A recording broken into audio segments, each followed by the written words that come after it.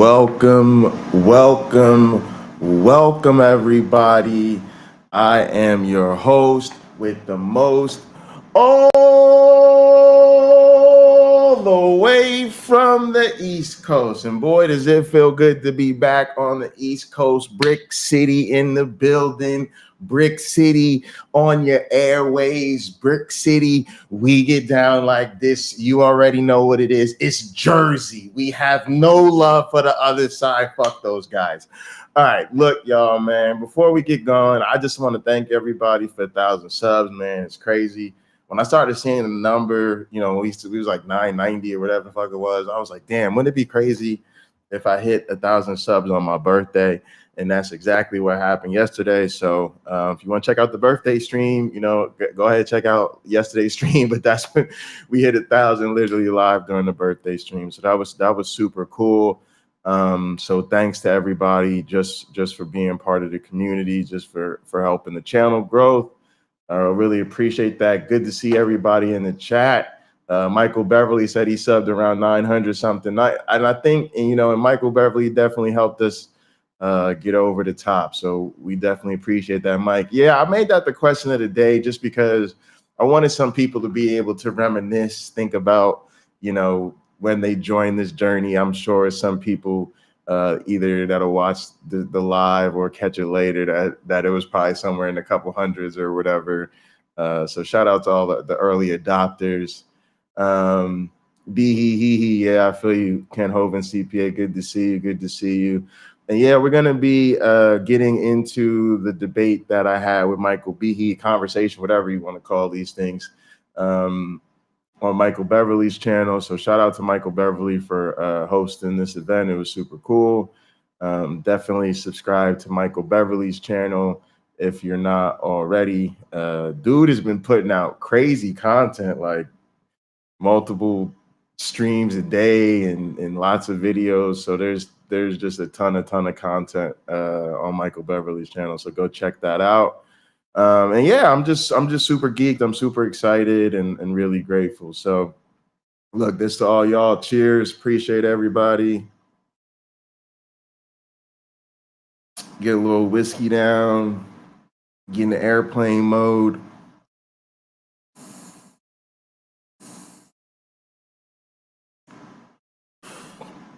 I was like, why is this thing making noise? Okay, it's my gate. Beautiful. All right, y'all. Look, let's go ahead and jump into this because we got plenty to talk about. For the sake of convenience, I forwarded through the very beginning of it because basically Michael just set it up, let people know we'd be having a conversation, that they could find out our credentials in the description, like I said. So head over to Michael Beverly's channel if you want to see the whole thing, unchopped up or whatever. And I've skipped through. He had some technical difficulties. Like he got started, realized he wasn't really sharing his screen the way he wanted to, or his PowerPoint the way he wanted to. So we took a few minutes to get that straightened out, and now he's just getting back into things. So I'm gonna go ahead and start from here, but just so that we're all like caught up to speed, I'm gonna reread his 5 major points because he like read them and then he interrupted himself, did all the technical stuff, and then he comes back and he wants to just like jump straight into it. So these are the 5 major points he presented. He did originally I thought that the debate was just going to be about irreducible complexity. He wanted to change it to make it a bit broader. So he did provide me these 5 major points. So I did have some idea what he was going to talk about. I obviously didn't know what he was going to say, but I knew that he was going to hit on these 5 major points. So number 1 is, throughout history, almost everyone has believed that life was purposely designed. It's just a terrible argument right off the bat, right? Like it's I think it's called like the historian's fallacy. It's just the idea that, people in the past had the same perspective and information that they do now. It's just kind of crazy. Number 2, Darwin's theory and variations, I just noticed, promise to account for the purposiveness of life. Okay. Number 3, Darwin's theory has not delivered. Number 4, the molecular level of life is astoundingly intricate and purposeful. It reveals unexpected barriers to non-purposeful accounts. Okay. And 5, thus anyone is rationally justified to conclude that much of life was purposely designed. And I'm gonna try to give y'all my thoughts and my commentary on things, and I'm gonna try to some extent for the people that didn't see it to like let y'all know what I was thinking, but for people that did see it to kind of like give y'all a little bit more than I was able to say during the conversation. But this is just off rip, just really bad, really amateur. It's almost like difficult for me to believe that a professor at a legitimate university can get away with talking like this. For people that don't know, Lehigh is a respected university in Pennsylvania. I grew up in Pennsylvania. I have friends that went to Lehigh. All of my friends that went to Lehigh were very smart. That's sort of its reputation. Like, it's not an easy school to get into. So it has a very strong academic reputation, and like all the people there like were competitive and like did really well in school, and have great things to say about their experience at Lehigh. So I do have a lot of respect for the institution. Matter of fact, I thought Michael Beverly might force us to say one nice thing about the other person.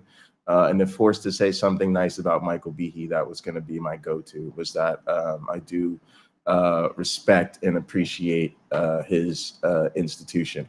Calacia, thank you so much for the $20 super chat. I really appreciate that. Thank you so much.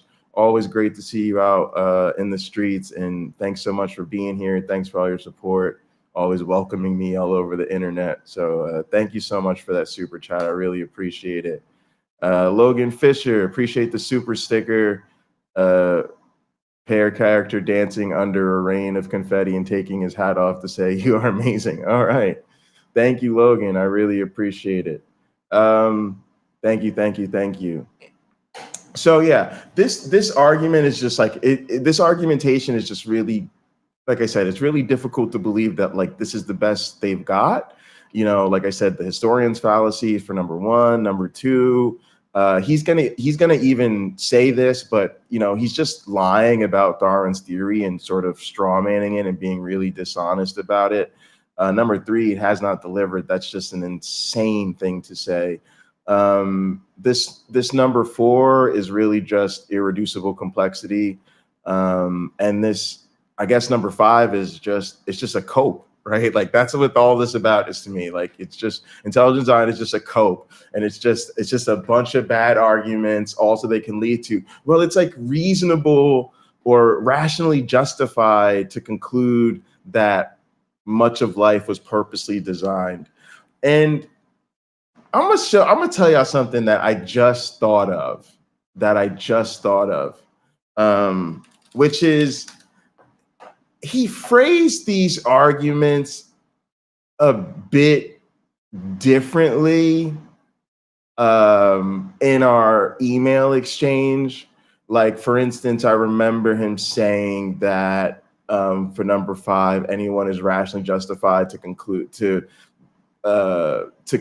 that life was purposely designed based on the evidence. And I notice here he's like taking that out because that's just absurd. And it's also now much of life was purposely designed. There's a lot of this little, like, if you just pay attention to like a word or two here or there, it really changes like what he's trying to say, and in like little Weasley ways that are more defensible. But yeah, it's really sad that intelligent design is really just a cope. It's really just a bunch of bad arguments just to make themselves feel like they're justified in this belief, and it's kind of sad. All right, but let's go ahead and let them get to it. Thank y'all for being here. Dave, great to see you too. Let's go ahead and get to it, y'all. So I'll trust that everybody heard me, and there are 5 points. So let me just go to the first point, that throughout history, everyone has believed that life was designed. And a good example is this fellow named William Paley. He presented the classical, what's called the watchmaker argument. All right, pause the tape. I think this is just a brief little aside. Again, it's just, they're so tricky with the words, and obviously I let him do this whole thing uninterrupted, and I don't have time to sit there and take apart every single thing he says. Also, people notice that I didn't take notes. Yeah, I didn't take notes because he already told me what his 5 major points were going to be, and I was prepared for them. So that's just kind of that. And also, I'm very good at mental note taking. I just have been kind of my whole life. I do think it's better to write things down, and I often do in situations where I feel totally unprepared. But in this situation, I felt prepared enough that I was just actually trying to listen to him. That way I could pay attention to what he said, and I thought I would get more out of really listening to him and kind of adding responses to things I was hearing in real time a little bit more than I would from just trying to like jot down his major points, especially since he had provided them. But the thing I wanted to point out here real quick is that he says in the past, everyone believed. It's really problematic. Okay, I would probably let most people believe slide. And again, like I said, it's a really bad argument, and it is a fallacy. And it's just stupid. Like let's avoid. I know I threw some of that stuff in there because we're having a formal conversation or debate, and I know there's a lot of debate bros out there, a lot of philosophy bros, and they want you to call out fallacies, and they somehow think that like you're not capable to respond to somebody's bad argument if you can't call out a fallacy or something. But really, you should just be able just to respond to the fact that something's just a really bad argument. And when we are supposed to be sitting here, both as scientists, and really him, to be honest with you, as the much more senior scientist, right? I'm literally just finishing a postdoc, becoming an assistant professor, like just starting, like my little academic career is literally just beginning. He's a more senior person in the field.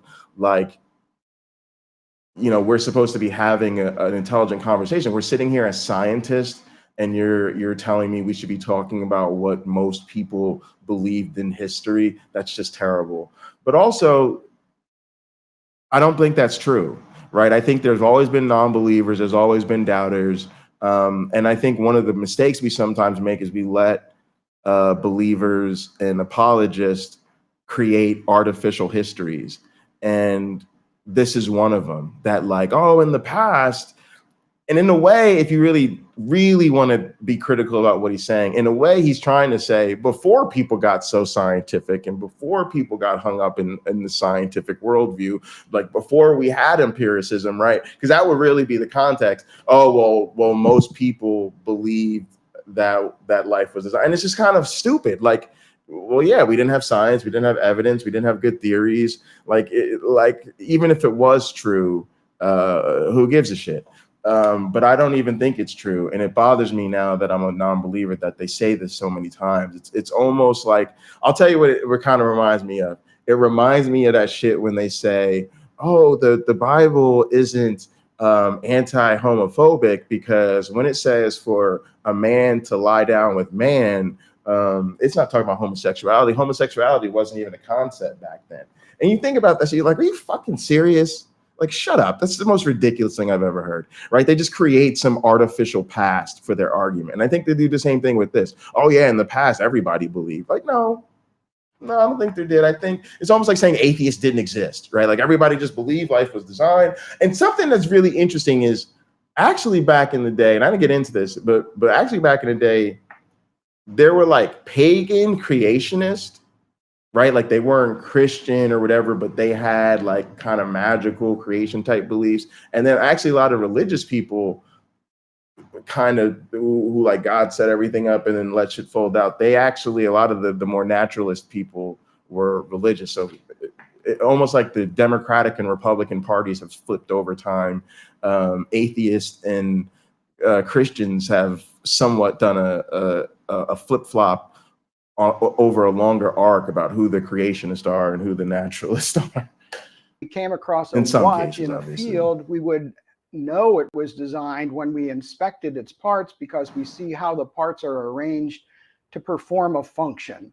And Paley further argued that life is like that. We know that it's designed because we see how its parts are arranged for a purpose to allow it to function. But of course, in 1859. All right. And then, of course, like just watchmaker argument, y'all. Like, come on. Anybody that's kind of out in these internet spaces, y'all have heard various versions of the watchmaker argument. And it's literally like a meme, right, y'all? We just go look at the tree, look at the trees. Shout out to Look at the Trees, probably out there, or we'll check this out later.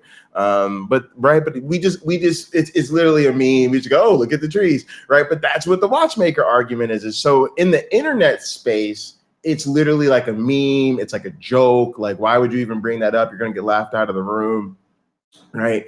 And then on the flip side, as on the scientific side or the academic side, again, it was debunked really even before Darwin.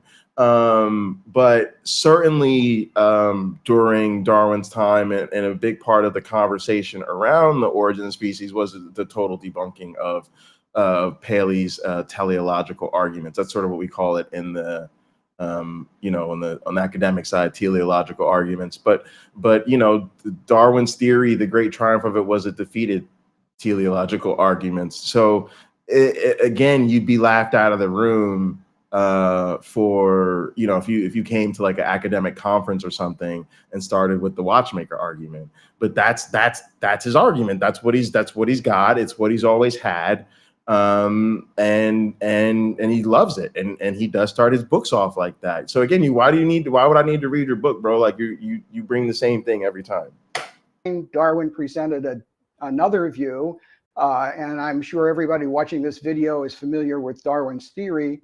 So here I just want to say that we speak of Darwin's theory in the singular, but it's got a number of different concepts in it. We have to be careful to tease those apart, or else we get confused. One of the concepts in Darwin's theory is the idea of common descent, that organisms today are descended from organisms in the past. And I think that's interesting, but it's actually kind of trivial because it doesn't by itself say where the ancestors in the past came from or how they gave rise to substantially different ones in the present.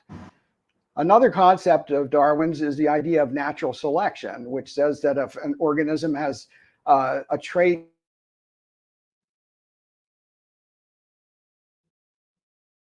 Yeah, then I think he just like froze here. It was a little bit weird. Uh-oh. Yeah, you froze. Mike, can you hear us? This man was just having so many technical difficulties. Technology is not being kind to us. I don't know. They agree that StreamYard had a glitch. Yeah, I do. Yeah, just in my view, 99.9% of the importance of Darwin's theory is packed into this one concept, that random changes, undirected by anyone or anything, can provide the fodder for natural selection to build the fantastically complex systems that we have discovered in life. So the critical claim of Darwinism is the sufficiency of random mutation. So, all right, so this was all of this is very problematic. So if you guys check out Skeptic Haven, I did a series. They should be on a playlist of streams about misconceptions about evolution, and the last one I did was the most recent one was about sort of what makes Darwin's theory radical, right? It's actually called A Radical's Guide to Evolutionary Fatalism. And so in some sense, I want to agree with him. Like, yes, the theory of inheritance or theories of inheritance, in some sense, where we're seen as trivial, people obviously did have a good understanding of inheritance. Natural selection, I wouldn't quite say trivial. Certainly there were natural selectionists before Darwin, and people who, thought that was more important. So it's not as though what's radical or revolutionary about his theory is natural selection. But again, and I kept trying to say this, none of us would say that it was random mutation. Like it's the way these three things come together to produce a process that manifests in local adaptation, that could explain the origin of species. And yes, the apparent purposiveness of and then the fit between organisms and their environment. And part of what he's overlooking too is that while Darwin's theory did encompass sort of a scientific revolution and a radical change in perspective, it wasn't based on the theory itself being super radical or far-fetched. Matter of fact, a lot of people who like early critiques, people who read it early, like there was a lot of that, God damn it, I should have thought of that myself. Right? That's how a lot of people felt, because these things were right there: common descent, natural selection. And yes, people didn't understand genes and things like that, but they certainly understood, that we had factors creating variation within populations. And what Darwin was really great about is connecting the variation within populations to variation between populations. But it's just not correct to say it's all about random mutation. And that's what I mean when I say he's trying to sort of straw man the theory. And then it's a weird thing that they're trying to do too. They're trying to make it all about Darwin when really you should be arguing against modern evolutionary theory if that's what you're going to do. But then he's always conflating the two. He knows this, so he has to just keep insisting that modern evolutionary theory hasn't really moved beyond, strict Darwinian mechanism, and he knows that that's not true. And I did try to call him out on it, but it is something that takes a little bit more time to explain. So it's just frustrating. How do we test Darwin's theory? Well, it turns out Darwin couldn't, because back in his time, in the 19th century, the structure of the cell was pretty much unknown, and the molecular level of light was completely unknown. That lie decades and decades in the future. So for the first few decades... Right. Here's another thing that's really annoying. He says, well, how could you test that? You really couldn't. Well, you couldn't do experimental evolution, which is what we do now. But are you willing to acknowledge that we've since done the experimental evolution and that it all is great and it holds up? And matter of fact, experimental evolution is now one of the more celebrated fields in biology and is very used to teach evolution because it's so clear. No, of course not. He's not going to do that. Matter of fact, he's writing a whole book trying to tear down experimental evolution. So this is what I mean. This is what we mean about moving the goalpost. Like, he says there weren't experiments, but now there are experiments, and he's just going to attack all the experiments. But further, people incorrectly mischaracterize Darwin's theory as some sort of armchair theory. Like Darwin was just sitting around thinking to himself one day, comes up with this theory of evolution, writes it all out, and has no real empirical basis for it. Darwin was a prolific scientist, a naturalist. If he were a modern biologist, he'd probably be one of the most successful in the field. I mean, he was just really did a lot of great work.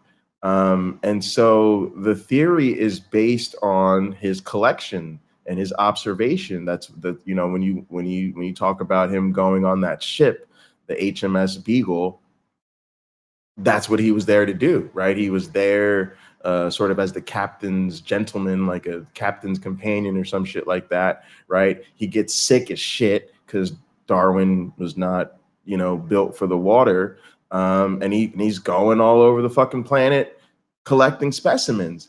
And not only that, he's drawing them, describing them, measuring them, and then he's and bringing them and having consultations when he gets back with other leading, what we would now call biologists, other ornithologists, if it was studying, you know, the birds or whatever, but, you know, whatever their specialty was. And he had a lot of people that were helping him understand what he saw in his collections and what he was seeing in these specimens. So I just don't like the characterization of it as untested.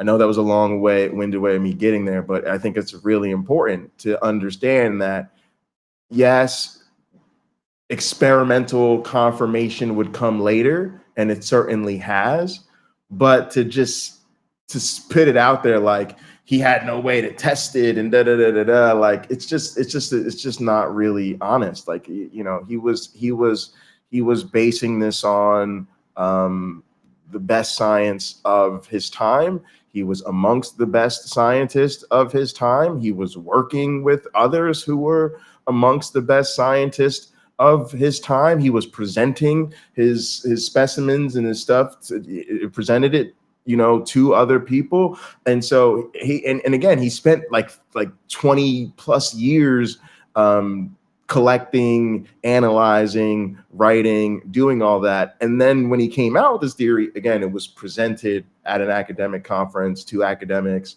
along with Wallace's stuff. For those who know about, like, Alfred Russel Wallace, who also independently of Darwin came to a similar theory. Again, you could completely remove Darwin from history and we would still have the same theory. Matter of fact, we would just literally be celebrating Alfred Russel Wallace instead of celebrating Charles Darwin. Matter of fact, when I got recruited to Michigan State, I was at an evolution conference, and the theme of that conference was celebrating Wallace. Literally, as evolutionary biologists, we recognize that Wallace never gets the credit he deserves, and it's something that biologists do try to celebrate and correct for and make sure people understand. So just these guys are just not good at this. Darwin's theory was kind of not very prominent, but that changed in the earlier parts of the 20th century. And in particular, when this fellow named Ronald Fisher published a book called The Genetical Theory of Natural Selection, in which he mathematized PC. And that's a great point. Like, you know, like, we consider experimental evolution relatively new, but it has been around a really long time in the sense it's been around since the 1870s, and it's certainly been around his whole career. For Behe to act like, you know, he just doesn't understand any of this is insane. New science of genetics that was being developed back then. And so he said that if you had a couple of different genes that did different things, if you had different combinations, it seems like you'd have a whole bunch of different combinations which might feed evolution. And that was a great advance, and it led to something called the neo-Darwinian synthesis, or the modern synthesis, which is the basis, the mainstay of evolutionary thought even today. Problem is that in 1930, nobody knew what a gene was, that the structure of DNA was absolutely, Crystal. It's a great point. You would not have modern vaccines without experimental evolution. And it really pisses me off that people don't recognize, you know, the fact that you need evolutionary theory to have modern medicine, and that we have so many bad faith creationists who just won't give up the game, won't acknowledge that evolution is the core of modern biology, period. End of story. Stop faking it. Yet that the workings of the cell were still pretty mysterious. So how has that panned out? Even though this is the modern synthesis, if you fast forward 50 years and ask yourself, what has this explained so far? A good indication is the comment that a man named Franklin Harold wrote in his book, The Way of the Cell. He was a well-known molecular biologist, and he was considering my book at the time, Darwin's Black Box, which had just a few years old at the time. And he wrote about a lot of things, but he stopped to think about what I had written. And he said, we should reject intelligent design. But, he added, we must concede that there are presently no detailed Darwinian accounts of the evolution of any biochemical system, only a variety of wishful speculation. And again, like, this is just like a guy said a thing about my book, right? Who cares? Also, the guy's just wrong. Like, Behe made a similar argument in 2005 in Kitzmiller versus Dover, and this led to the famous, like, him being presented a stack of things, right? So if we just went through that stack of things that basically was the, yeah, shut up, you're wrong, and we just chucked out anything written, you know, between 2001 and 2005, and basically saying, you know, okay, this guy couldn't have known about that stuff because it was written after. How much of that stack do you think we'd get rid of? Probably like 4 or 5 things at the most. I would say we'd probably get rid of 4 of those books and maybe 7 papers. Who cares? It'd be trivial. So this guy was just wrong. Also, what do you mean by like detailed account? This is where they start playing these word games. This is basically the same as saying the missing link, right? You hear this all the time. Oh, we haven't established a missing link. Well, what are you trying to say? Oh, well, we haven't found an intermediate ancestor between this species and that species. Oh, okay, well, here's a new fossil. Guess what? It's an intermediate between this species and that species. Oh, well, you haven't found an intermediate between this species and the new one that you just found. Oh, okay, we just did. Oh, well, you haven't found an right? And this just goes on ad infinitum because they really won't accept that we have a quote unquote detailed account until we literally can explain what every single gene in every single specimen and every single population and every single, like, they're just setting the bar impossibly high so that it's just meaningless. And if you lower it till that it's something actually reasonable and scientifically valid, it's easily been cleared over and over and over again. And so it just amounts to nothing. It amounts to him cherry picking someone who's wrong just to make himself look good in a way that's still irrelevant, because it's still just a thing a guy said about his book. And further, even in his own like liar little coward brain, in an effort to be seeming like he's being transparent, he has to include the part where flat out the guy says we should reject intelligent design. So this is not a motherfucker who, and they always do this. They always quote some people who are literally never saying that they're right, just so they can point to one little thing they said to give them some credibility. It is desperate. It is sad. It is pathetic. What are you talking about? Dude said flat out, we should reject your theory. Nothing else that he says matters. He said your shit is bullshit. That's what he said. And you're literally going to quote him. It's just crazy. Just y'all, the audacity of these people. So Darwin's theory had promised to explain life, but we are left with just speculations. So why is that the case? Well, in my view, there are 2 main problems for Darwin's theory. My totally real ex-girlfriend, the first is that exactly. the cell has been discovered to be run by machines, literally machines made of molecules. Okay, boom, pause. See, this is what you can't. This is why you can't do it with these people. No, not literally machines. Like literally, they're not actually. They're literally not literal machines.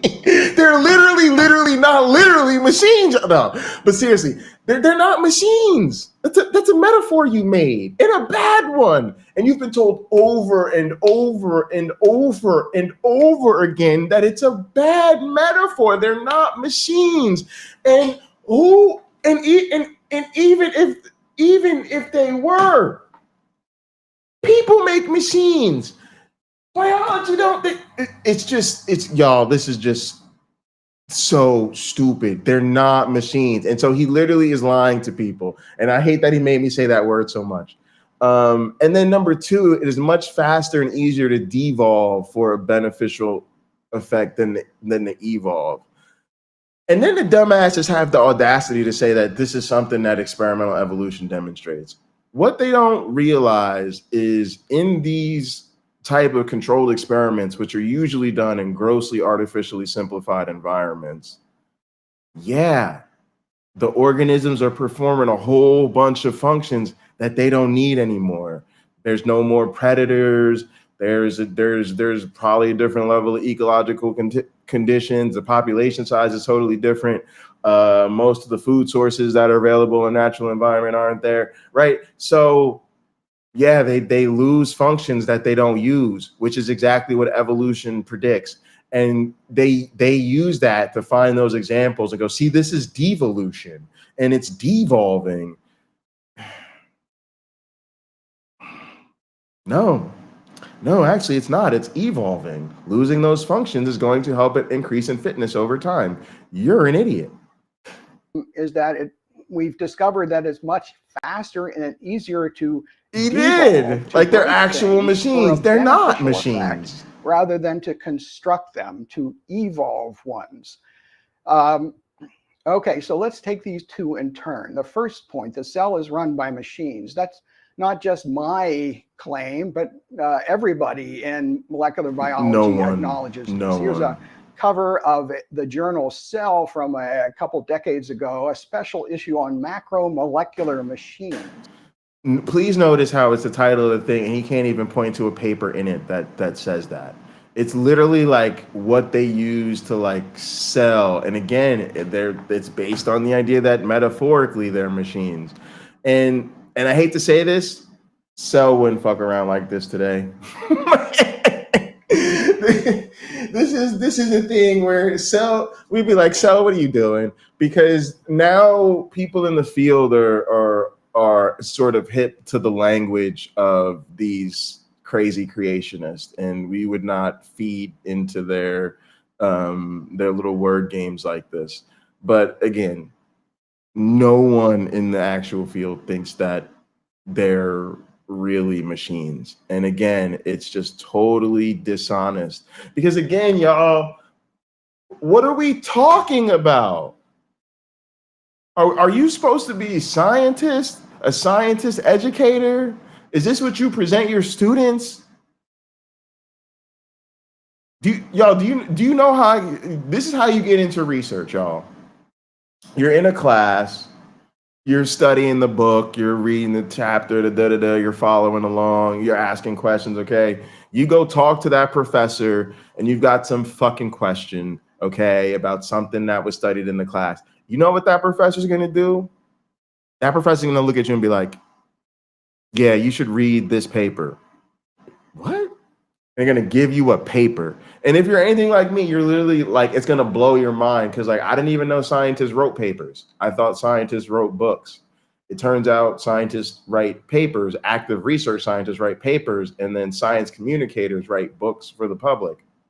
But when you are teaching your students, you may have them read a book that you wrote or something where science is summarized, but you introduce them to the literature. Like most science classes, even for undergrads, you're introducing your students to the literature. You're saying, we learned this thing, and here's the paper we learned it from. Go read it. We learned this other thing, and here's the paper we learned it from. Go read it, right? And so what are we doing? What are we doing? We're looking at the cover of a journal. Why don't we just pull open a magazine and flip to the fucking ads? Like, what do we like? Literally, if he did this, in a legitimate science setting or even a legitimate educational setting, we would literally be looking at each other like, what are we doing? This is not how any of this works. And if you look in the dictionary, what's a machine, you see this. A machine is a complex device consisting of a number of interrelated parts, each having a definite function. Well, okay, so what's the problem? Well, one thing is this. Here's a simple machine, a mousetrap. And these have the property of being what I call irreducibly complex. Many machines, certainly the main parts of machines. And y'all, it's not irreducible. First off, he keeps going to this mousetrap.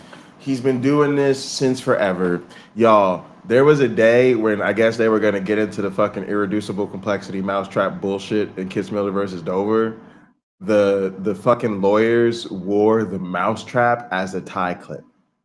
Why did they wear the mousetrap as a tie clip?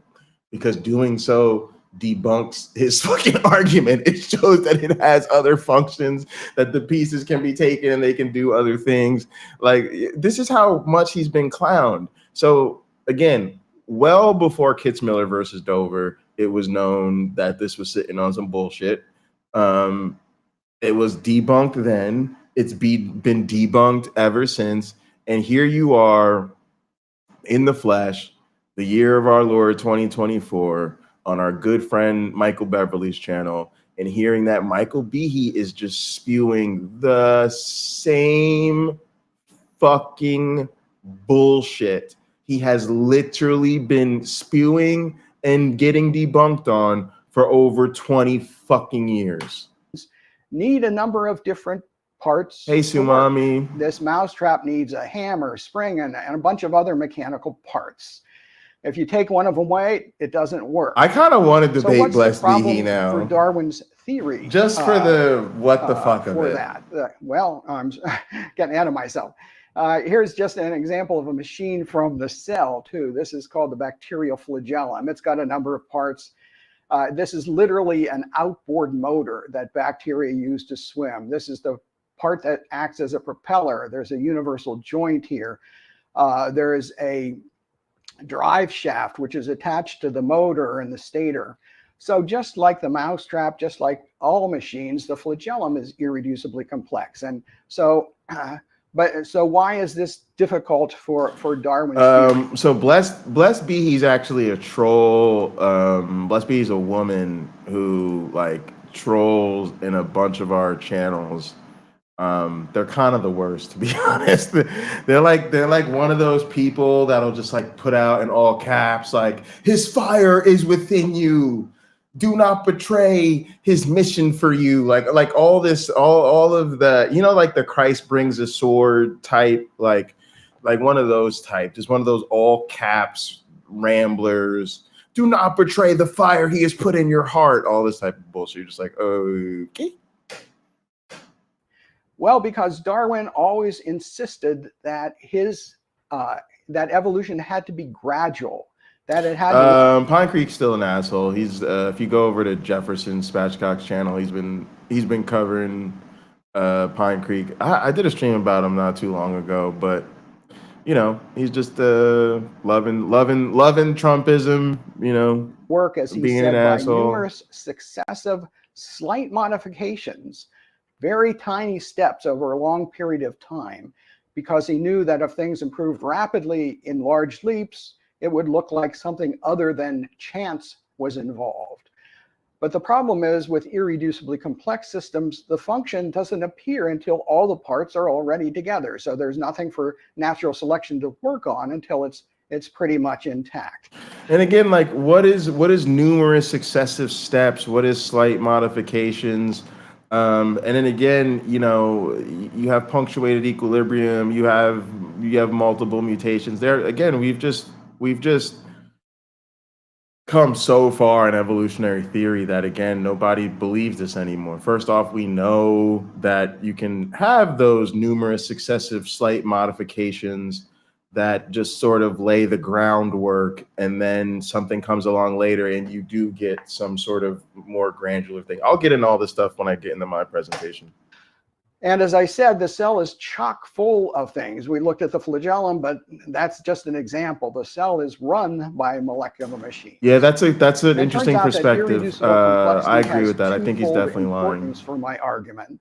Not only is it an obstacle to Darwinism, as I just explained, but it's actually also evidence of purposeful design, because these systems have a number of parts that are put together for a purpose, just like Paley's watch. And that's exactly how we come to a conclusion of design. Okay, the second point is that just in the past couple decades, we've discovered that systems evolve a whole lot faster by degradation than they do by construction. And here's an example of what I mean. Here's a nice, sweet ride here, a pretty car. Suppose, though, that you own this car and somebody came over and had a gun, and they pointed it at your head and said, unless your car gets better gas mileage, I'm going to shoot you. What could you do quickly to make your car get better gas mileage? Well, you could decrease the weight. You could take one of the doors and throw it away. You could take the trunk and throw it away, the hood and throw it away. End up with something like this. You know, this still runs, but it's missing a lot of things that it had, and it hasn't constructed anything. But the thing about this is that if your criterion is to get better gas mileage, this is the way to go. And it's not just, you know, a picture. I don't even know what to say. Part of it is he has conservative brain rot, and the conservative brain rot just like bleeds into his academic presentations from time to time. But this is just a really dumb example, and it's obviously not the solution. Like it's just so crazy, yo. We made more fuel efficient cars, and we didn't do so by removing the doors and taking off the windshield and removing because they wouldn't be very good commuter vehicles. What we did instead was we replaced the motors with electric ones. So we actually did build something, and by building something, we didn't have to get rid of all the other shit, and we got more fuel efficient cars. We also put really smart computers in cars that when you go to a stoplight, it turns the engine off, because we realized a lot of the energy we were burning up was just idling. We did all sorts of things. And so he goes to, first off, like he's always been criticized, he's going to an example of a human design machine. He can't give us really good biological examples. He keeps giving us debunked ones. And then he keeps going and making these comparisons to human made machines. But in this case, he's actually giving us an example of a real world problem that we have to solve in the real world, and like giving us examples that we don't do. We don't know. Nobody did this. This is not what people do. It's just, God. Like this, but in yes, we see so many cars like that. Organisms with in the studies of their genomes, similar processes have been discovered. For example, just in the past 10 years or so, scientists have sequenced the entire genomes of a bunch of different dog breeds because they were interested in what made the different dog breeds distinctive, because that's a good stand-in for natural evolution. And what they've discovered is that almost all of the factors which are responsible for the distinctive. Sumami, this is the read right here. Behe would rather be the big fish in the small pond of batshit crazies than a small fish in the big pond of legitimate science education. That is 100% accurate. There really is something up with this dude. Like something really wrong with him. But they love him. They keep treating him like he's legit, like he's a legit scientist. They keep going back to his stuff. It's really like, even now in 2024, it's like he's the best they've got, and it's super sad. It's like he's their science guy. They've got Johnson, who's a lawyer, and they've got a few other dudes who are more like philosophers and all of this type of shit. But in terms of biologists, they're still all on the Behe train. Features are degradative. For example, if you want a yellow coat color, you can break a protein, a gene involved in pigmentation. If you want a short muzzle, like in bulldogs, you can break a gene that's involved in helping develop the muzzle further. If you want, even if you want more muscle, Nitty, you gotta come and gather later and tell us the story. Actually break a gene, a regulatory gene that stops Adoration is a hell of a muscle drug. being True. produced when it's most appropriate. So the point is that it's been discovered that most helpful mutations have turned out to be degradative mutations. So I've written that Darwin's mechanism turns out to be dominated by what I call poison pill mutations. They are beneficial, positively selected, but loss of function mutations. And Darwin's mechanism squanders genetic information for short-term gain. Oh my God! It's that's just pretty not much true. my thumbnail sketch of. It's like his presentation is filled with poison pill mutations. Okay, excellent. Thank you so much, Mike, for that presentation. Jay, we can. Oh my God! You know, if you need about 12 minutes or so, just because we had a few glitches in there, and if you're ready to present, you can go through the same. Hopefully, we won't have any technical glitches. And just if you're in the audience wondering, yes, we will get to some questions and some back and forth. Michael Beverly, if you'll remember though, just we'll give this a little bit of the backstage away. I was like, before we started, I was like, yo, do y'all want to go like check things? And they was like, nah, we're good. He's just gonna show size, it'll be fine. Yo, when I work with a guest, I always have them check stuff. I always make sure I can hear everybody, make sure I can see everybody. And then I usually pull up the presentation. If I'm going to be sharing a video, I make sure the guest can hear it. I would just do that always, especially because they put me in a situation where I didn't want to be like, look, we should really make sure his presentation works, because right. But just do that ahead of time. And if you do it, if it's just your policy for everybody all the time, then you won't have to worry about it being like you're picking on somebody. But each person will have the time to kind of present without being interrupted their position, and of course everybody should remember. What's that? Just give me 1 second. I think a package probably just got here or something. So okay. All right. I'll it's weird. I'm in the middle of a move and didn't really have control over when packages arrived. And where I live, there's a lot of security. They're really big about not leaving stuff out there. So I was nervous, and I just moved this place. I was like, let me get there. So I'm getting texts and all this stuff. But I felt kind of bad about that. Now what's interesting is I said I could hear, but Michael Behe keeps talking, and I'm gonna play this because he says some things that are actually kind of important. The first part of this, the point in the beginning was, Nitty, your web stuff. I don't want to ask you to put your work stuff in the live chat, but I'm we like to commiserate about our professional lives and gather. There's so much here. I mean, what you just went over, Mike, could be like a college, a whole 2 semesters of college work. So we're trying to give the nutshell here with the idea that maybe people haven't heard of some of these ideas, or they'll be sparked to go read more, to check out your books, or to check out more on both sides.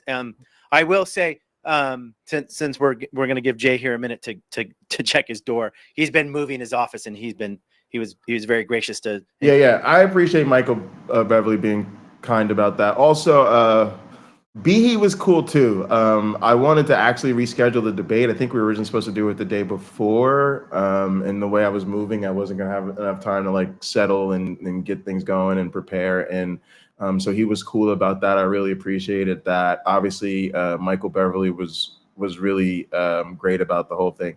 Something I want to bring up, just because we're having a conversation, and that's what we're here to do, is to celebrate 1,000 subs, and for me to give my thoughts on this. So Michael Beverly gave Michael Behe the time to the opportunity to like share his stuff, right? So obviously he wanted to share, I think, a link to the Creation Institute and you know, maybe links to his books and stuff like that. To be honest, I don't have a problem with it. You know, I think overall, if Michael Beverly was like on this channel, like promoting creationist books and creationist organizations, that might hit us a little funky. But I think when you're hosting somebody on your channel, you know, it's perfectly reasonable to share their preferred links to the stuff they want to promote. Like, you're just being reasonable. And also you're giving people an opportunity, like, hey, if you do want to read his arguments for yourself or see what his organization is about, you can go ahead and do that. And actually, to be honest, you'll see in my presentation, there's a couple times I bring up stuff. I kind of counted on that. Like, I kind of was like, oh, I think he's going to share a link for the Creation Institute. So, or yeah, what is their institute? Discovery Institute. I think he's going to share a link for the Discovery Institute. Okay, I can talk about the Discovery Institute. Okay, I think he's going to, you know, he's going to want to talk about his books, including Darwin's Black Box. Okay, I can talk about what's in his books. So I just think from a production standpoint or whatever, it's just being professional. And yeah, I don't know. That's my take on it. You were very gracious to adjust the time of our original time to start, because he ended up with an unexpected kind of snafu. But anyways, I just wanted to say, when I was originally an evangelical, I was a young earth creationist, and it was these very arguments you've presented were very very powerful for me.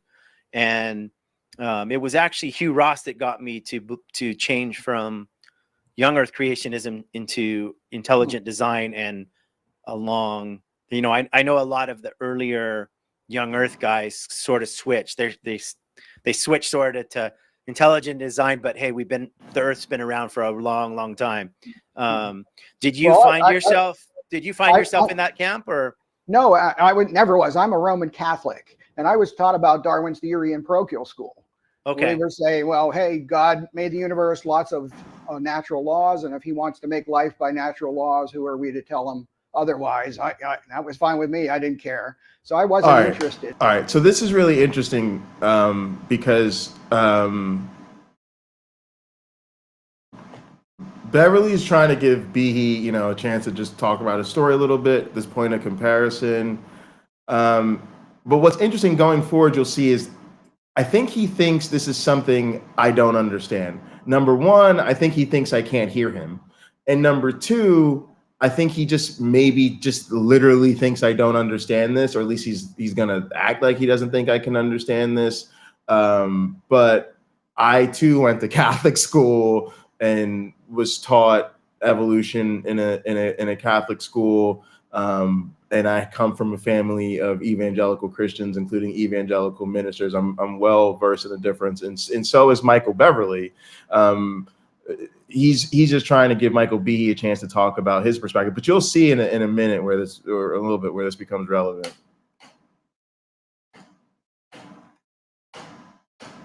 Sorry, I was hitting the wrong screen. It wasn't until I was an associate professor in biochemistry at Lehigh University that I read a book called Evolution, a Theory in Crisis by a man named Michael Denton, who pointed out, and he was an agnostic. And now listen to this. A man named Lehigh University that I was an associate, but I wasn't interested in evolution. It wasn't until I was an associate professor. It wasn't until I was an associate professor in biochemistry at Lehigh University that I read a book called Evolution, a Theory in Crisis. I read a book called Evolution, a Theory in Crisis by Michael Denton. A man named Michael Denton, who pointed out, and he was an agnostic, pointed out a lot of problems that he saw in Darwin's theory. So if y'all pull it up, Daniel Dennett, rest in peace to the homie Daniel Dennett. Really good guy, great science communicator. He did a TED talk on creationist and talks about Michael Denton. So this is going to come up later. And for those of you that watched Ember and Mark Reed's breakdown of this conversation, you'll see that this sort of comes up when I start to talk about Behe's career. But the point I want to bring to y'all attention here for when we circle back to that is he brought it up. He brought it up. He brought it up. He brought it up. Yes, I had that, but y'all notice I didn't have a slide for that stuff because I wasn't even sure whether or not I was going to go there. But he brought it up. And when I heard him, because remember, I'm still off camera, I almost hit the fucking floor. I was like, what? What? He brought it up. He actually said that, and he's basically confessing. He's literally saying to me, to Michael Beverly, I was fine. I accepted evolution. But then when I became an associate professor at Lehigh University, and again, y'all, my ears are going off. Associate professor, that means you have tenure, right? And you read a book by a creationist. So first off, I'm like, why is he lying about Michael Denton? Because Michael Denton is a known creationist, and we know Michael Denton is a creationist. So that part bothered me. Also, I just think this is his Damascus Road story, and I don't buy it. Right? Just like Paul has his way too convenient story of, oh, I used to persecute Christians, but then I had a vision. Oh, yeah, nobody that was with me could see it or hear it, but I had a vision, and then I became a Christian cult leader. Okay? This is the same thing.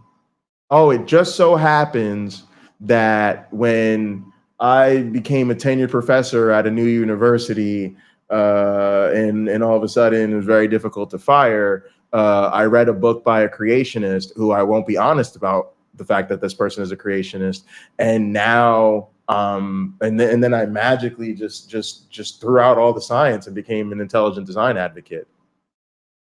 Y'all, that's a Damascus Road story. I know a Damascus Road story when I hear it.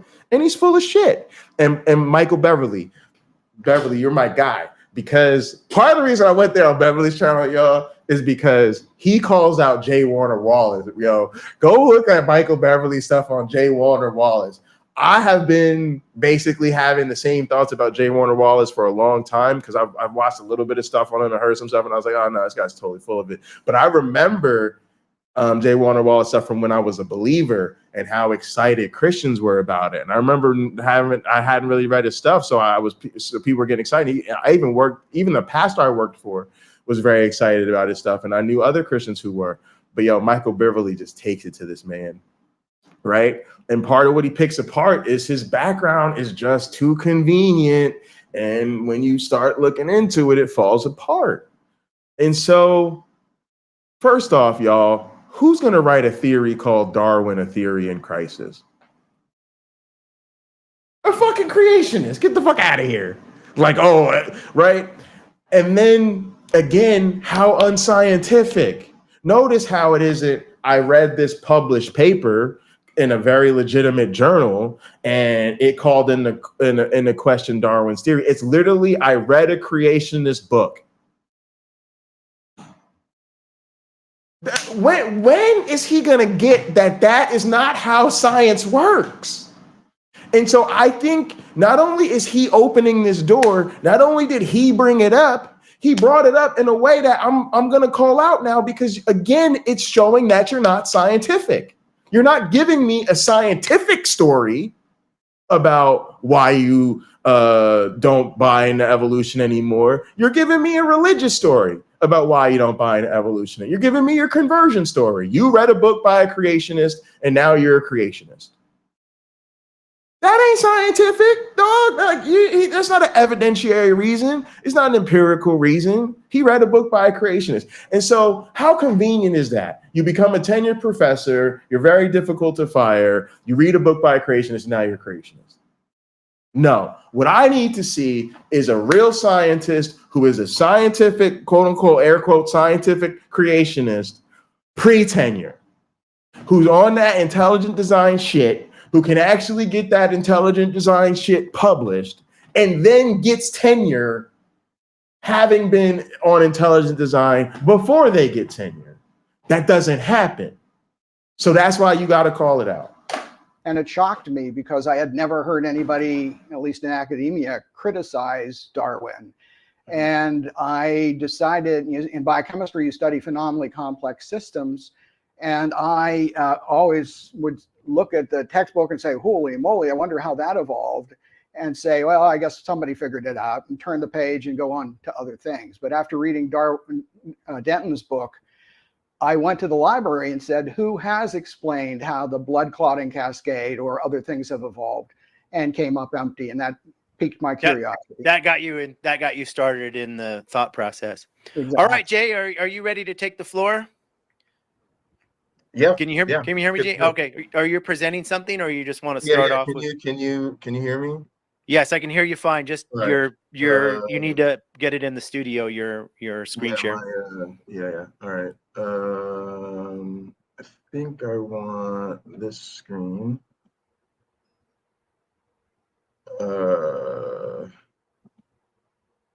So when I do this, can you see my slideshow now? It says Michael Behe's creationist mousetrap and I love the irreducible title. lack of integrity. I love So the title. He already knows what he's in for. Michael Behe's creationist mousetrap. Because that's what he's doing, y'all. Because he's just thirst trapping Christians. He's just making them really think they finna have some science on their side, and they are absolutely not. And that's who he is. He has an irreducible lack of integrity, y'all. I am proud of the title slide, if I do say so myself. All right, so I call Michael Behe the creationist mousetrap because he leads creationists to believe they have science on their side. Unfortunately, they will end up snared in the trap, only to have their faith discouraged when they come to the realization that intelligent design is not science. So we have three concerns. One is bad arguments, two is a fraudulent organization, and three is a thoroughly discredited scholar because, again, intelligent design is not science. So we're going to start with the argument. And this is something. So a lot of y'all know I'm not really a debater. I like the idea of doing like a debate like once a summer or so, and like it being like a big event or at least something that people are interested in, and then you do the whole. I like all this stuff. Like when I first did a debate, like like you do the debate, and then people are analyzing it and responding to it, and it just creates a whole content cycle or whatever. I think that's kind of cool. At least a lot of times I think it's cool. There's been times I've thought it was a fucking nightmare, but it's nature of the beast. But one of the things I really have thought a lot about as a person who watches these engagement is I feel like a lot of times our side, we quote unquote have the truth on our side. I certainly believe that. And so I think we tend to focus a lot on the content and just like debunking the other person or being right or like introducing all this evidence and stuff like that. And I really didn't want to do that. I wanted to be correct, but also have more effective rhetoric. Like I think we can do both. And I don't like the fact that we're often correct, but then we give the other side credit for having the more effective presentation, being the more effective speakers, having the more effective attack, if you will. And I wanted to do both. Like I had the truth on my side, so let's have effective rhetoric. So I tried to keep things very, like 8th grade reading level or whatever, like make sure everybody can kind of stick with what I'm talking about and stay with us. I try to also get a lot out there because I know like they do that a lot of times. A lot of times they gish gallop, they say a whole bunch of stuff. It's hard to deal with all of it. He did that certainly in his own way. Why can't we do that? You want to present a lot of stuff? Fine, I'm gonna present a lot of stuff. And then like rhetoric, I tried to pay attention to how I was phrasing things, how I worded things, the images I put on my slides. And one of the rhetorical tactics I used was just simple repetition. My theme obviously was intelligent design is not science. And so I literally wanted to say that every slide, just keep saying it over and over and over again. So that was obviously a very deliberate choice.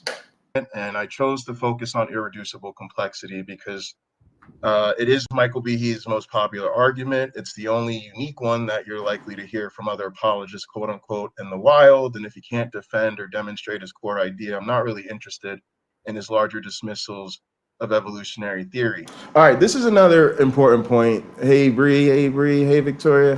Victoria's been here for a minute, but appreciate y'all. Appreciate y'all.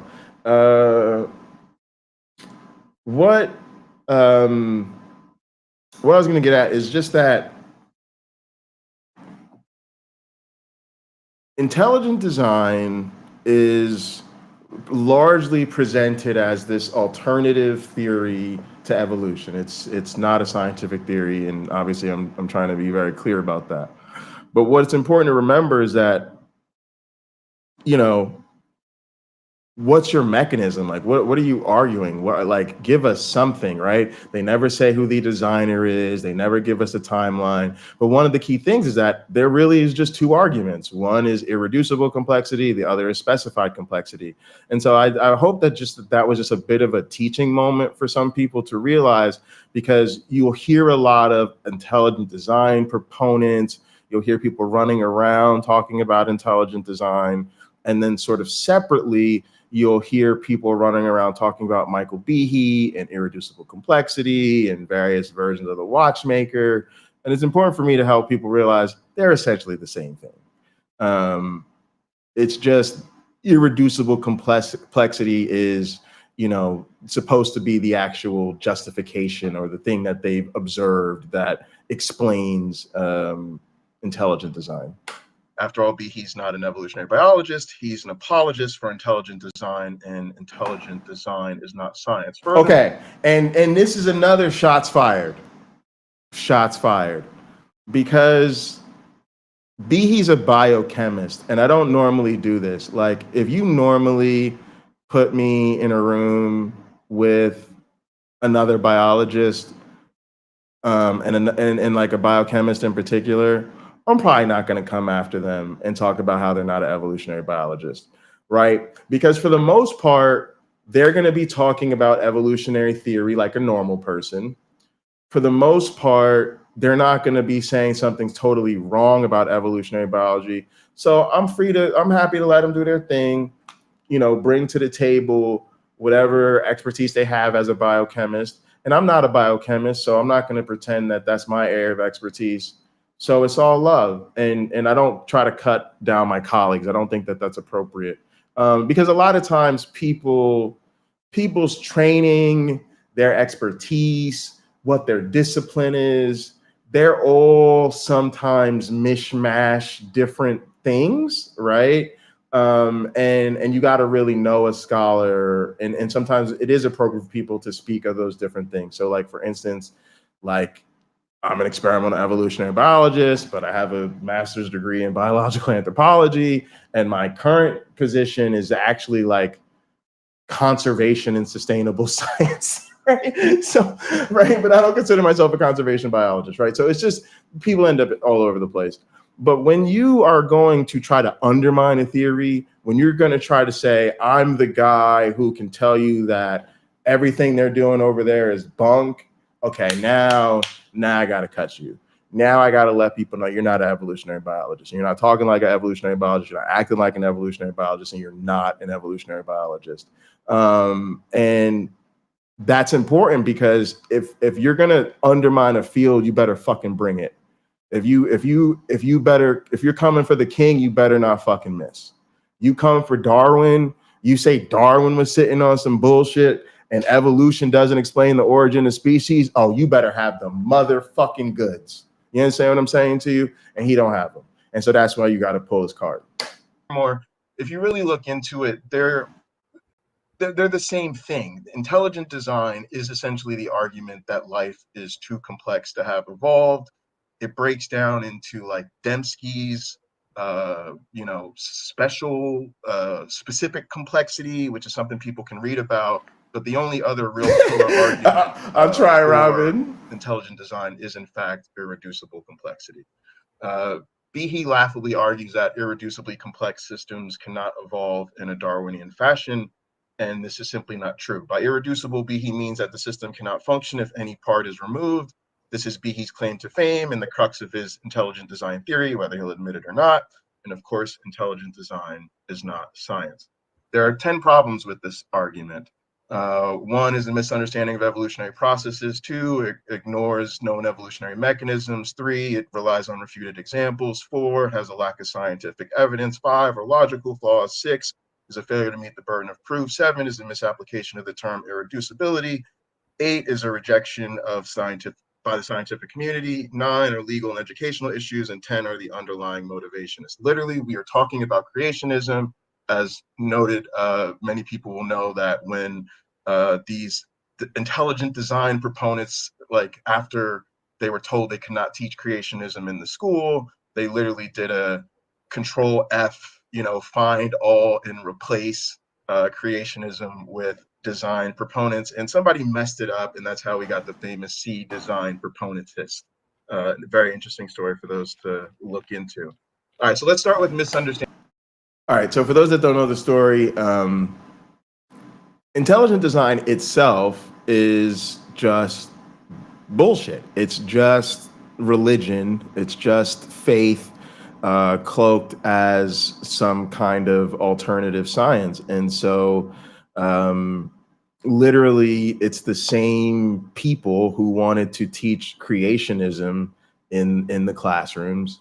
They literally, changed their name and like restructured themselves a little bit. And part of that was taking documents where they were talking about creationism and replacing it with design proponents.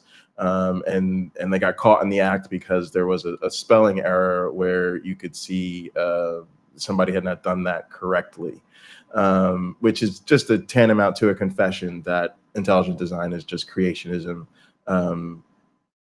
with the word game. Yeah, so that is a fun and true story that's kind of just interesting in all this. Understanding the evolutionary process, because truth is complex systems can evolve gradually through a series of functional intermediates. We know about the gradual refinement of functions. Complex systems don't need to have appeared fully formed. We know that there's the co-option of existing structures through a process called adaptation. We know that there's redundancy and degeneracy in biological systems that allows for the evolution of new functions and the duplication of structures. We know that biological pathways are not linear sequences, but they're actually complex networks. We know about neutral evolution, which lays the groundwork for future adaptations through various evolutionary trajectories. And we also know about the power of natural selection, which when you account for the vast timescales of evolution and the enormous population size, actually incredibly rare mutations are able to spread quite regularly. All right, and what I'm showing here is a picture of the eye just sort of evolving the stages that have been documented, even though eyes have evolved independently lots of times actually, and with different structures.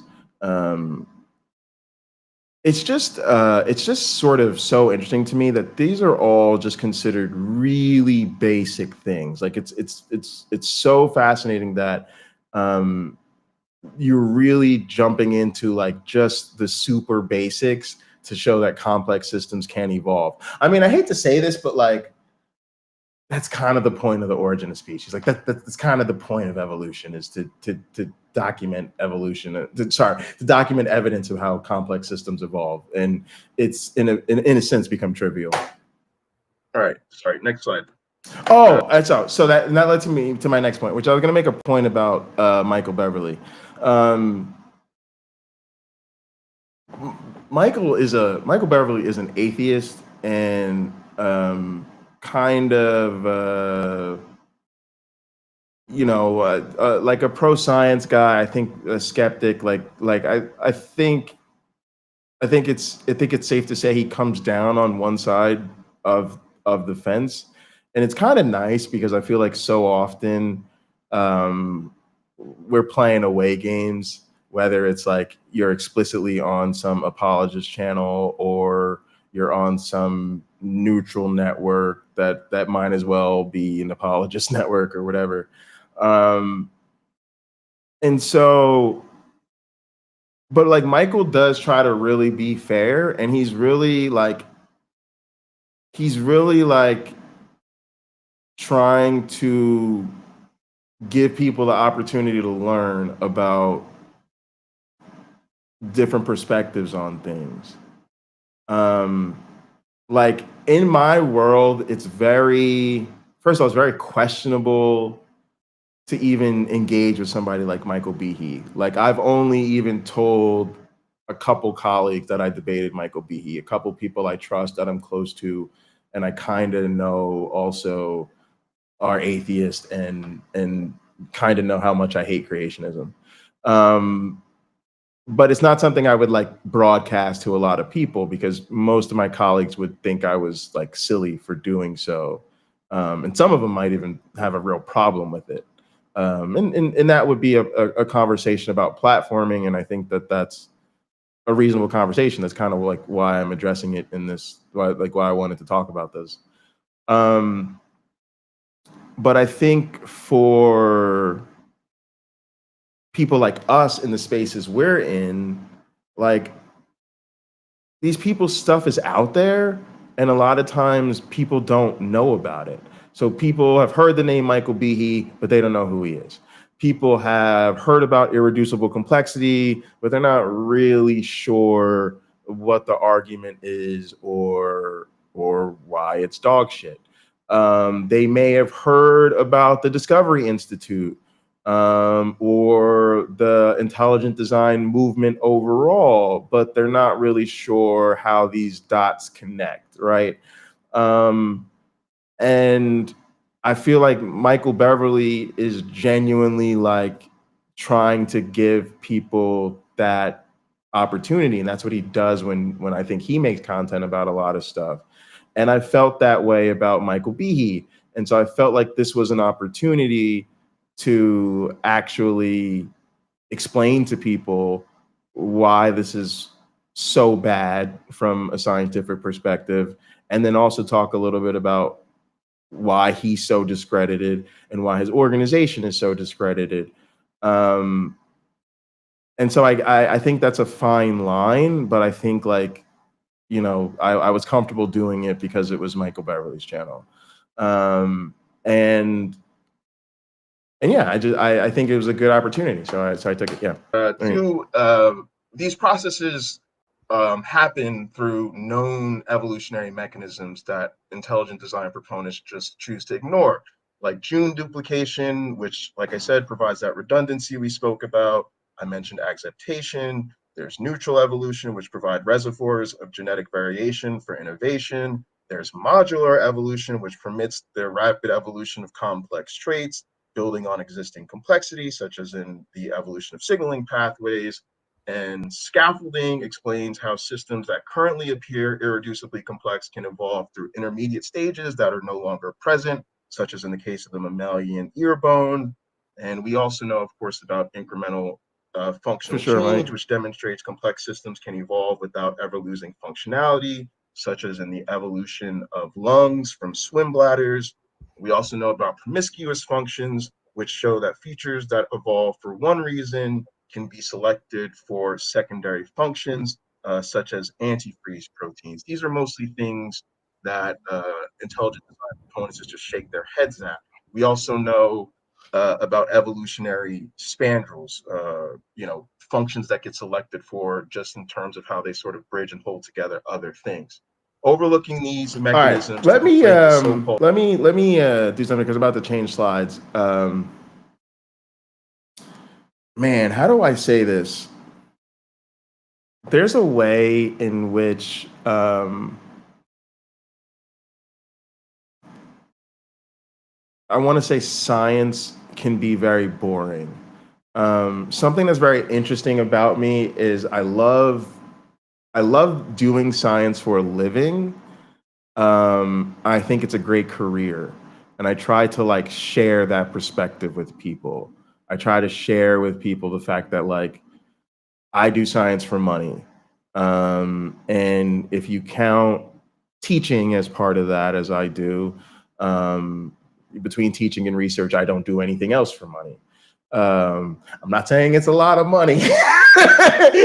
I'm not saying you should do it for the money, right? But it's a path. It's a job. I don't consider myself a huge science nerd. And what I mean by that is I'm not a person who does science in my spare time. I'm not a person who like sits around reading science books just for fun. It's not to say that I'm not interested in those things. There's definitely been times in my life where I've been interested in things and I will do that. But it's just not my regular. I consider myself a regular person. Like I just, I have limited spare time. I usually want to hang out with my friends. I want to, do YouTube stuff. I want to fucking watch sports. I want to play video games. I want to play cards. Like that to me is just what I'm about. And professional wrestling, obviously. So I sort of relate to people in a sense who like aren't super motivated to learn about scientific things in a weird way. And I think that sometimes helps me as a teacher. But when I look at this list of things I've put on the screen, I'm like, yo, people should actually check these things out. Part of what creationists get away with is presenting the distinction as the magical versus the mundane, right? And in some sense, like we like lean that into that as scientists. We're like, oh, it's just naturalism. It's just the way things are. It's just the way things happen, right? And certain things are like just like, for instance, like I'll be honest, like the origin of life, right? So many people are like, oh my God, origins of life, research. It's like the most incredible thing. Oh my God, abiogenesis. Oh, and I'm just like, I'm like, we know it happened, right? We know it's like a long period of history. We know there was like inorganic, like non-living stuff. And then there was like living stuff. So abiogenesis happened, right? And so if you're in the field of biology, you only really consider yourself an origin of life person if like that's your research, right? If that's your specialty, and when you do your experiments or you ask your questions, like a big part of what you're trying to get at is like origins of life. And I have a couple colleagues like that, but to the rest of us, that's all it is. It's just origins of life stuff. And you'll be like, oh, I was in Montreal a couple weeks ago with for my conference, and I was with my advisor, and he was getting ready for his talk the next day. I was like, oh, like what's your talk about? And he was just like, oh, it's just like some origins of life stuff. I was like, oh, okay. And like that's it. Because it's like, unless I'm on an origins of life project that's funded and that's what we're doing, which I am interested in doing, but literally unless that's your thing, it's kind of just whatever, right? And so I just want people to realize that like, it's cool, I get it, but think about these things, y'all. Gene duplication, like literally systems evolve such that genes that are involved in doing some really cool, complex shit, the genome produces extra copies of the shit. Sometimes it's just a couple of base pairs or whatever, but a lot of times it's like a really significant section of the genome. Sometimes it's even like a whole fucking chromosome. In rare cases, it's the whole goddamn genome, right? And so it just makes this extra copy, and then it's free to have fucking selection and regulation happen on that shit, and it'll become something totally different. And then you actually have selection on that secondary function, and then that becomes the thing that you actually like know it for. Crazy. Like if you think about that shit is crazy. Okay? And it's awesome, and it's fascinating, and it's real, and people are like studying it, and they're like figuring it out. And in many cases, they are able to document the fucking story step by step and gene change by gene change, and they can do the fucking knockout experiments to prove, right? Like, y'all, it's some shit to really be into. It's super cool. And I don't mean to like nerd out hardcore. Y'all know I don't science nerd real hard on this channel a lot. But I'm telling y'all, like, look into this shit, right? Because it is super cool. And I shouldn't like undersell the like fascination in my field so much. It's just, you know, these are people you work with, usually get used to it. They some biology nerds. They're gonna biology nerd like every day. I'm ready to go home and shoot some hoops, right? but like for real, it's amazing. And I could say the same thing about exaptation, neutral evolution, modular evolution, scaffolding, right? The fact that a lot of things do happen through incremental change, promiscuous functions, evolutionary experience, like everything in there is something you could come back, watch this stream, look at that slide, and just spend 5 or 10 minutes, 20 even at most, just Googling it and just being like, holy shit, I cannot believe scientists figured this out. And that, yes, these are the real mechanisms that explain how we get such complex things. And I'm just serious, y'all. We literally let them get away with framing this shit as the magical versus the mundane. And I know I feed into that a bit myself, but trust me, our shit is cool, y'all. Quote unquote Darwinian process of random mutation plus natural selection presents a far too simplistic view of evolution to be taken seriously as an attempt to overturn the foundation of the field by an outsider. But Behe doesn't care about this because, again, intelligent design is not science.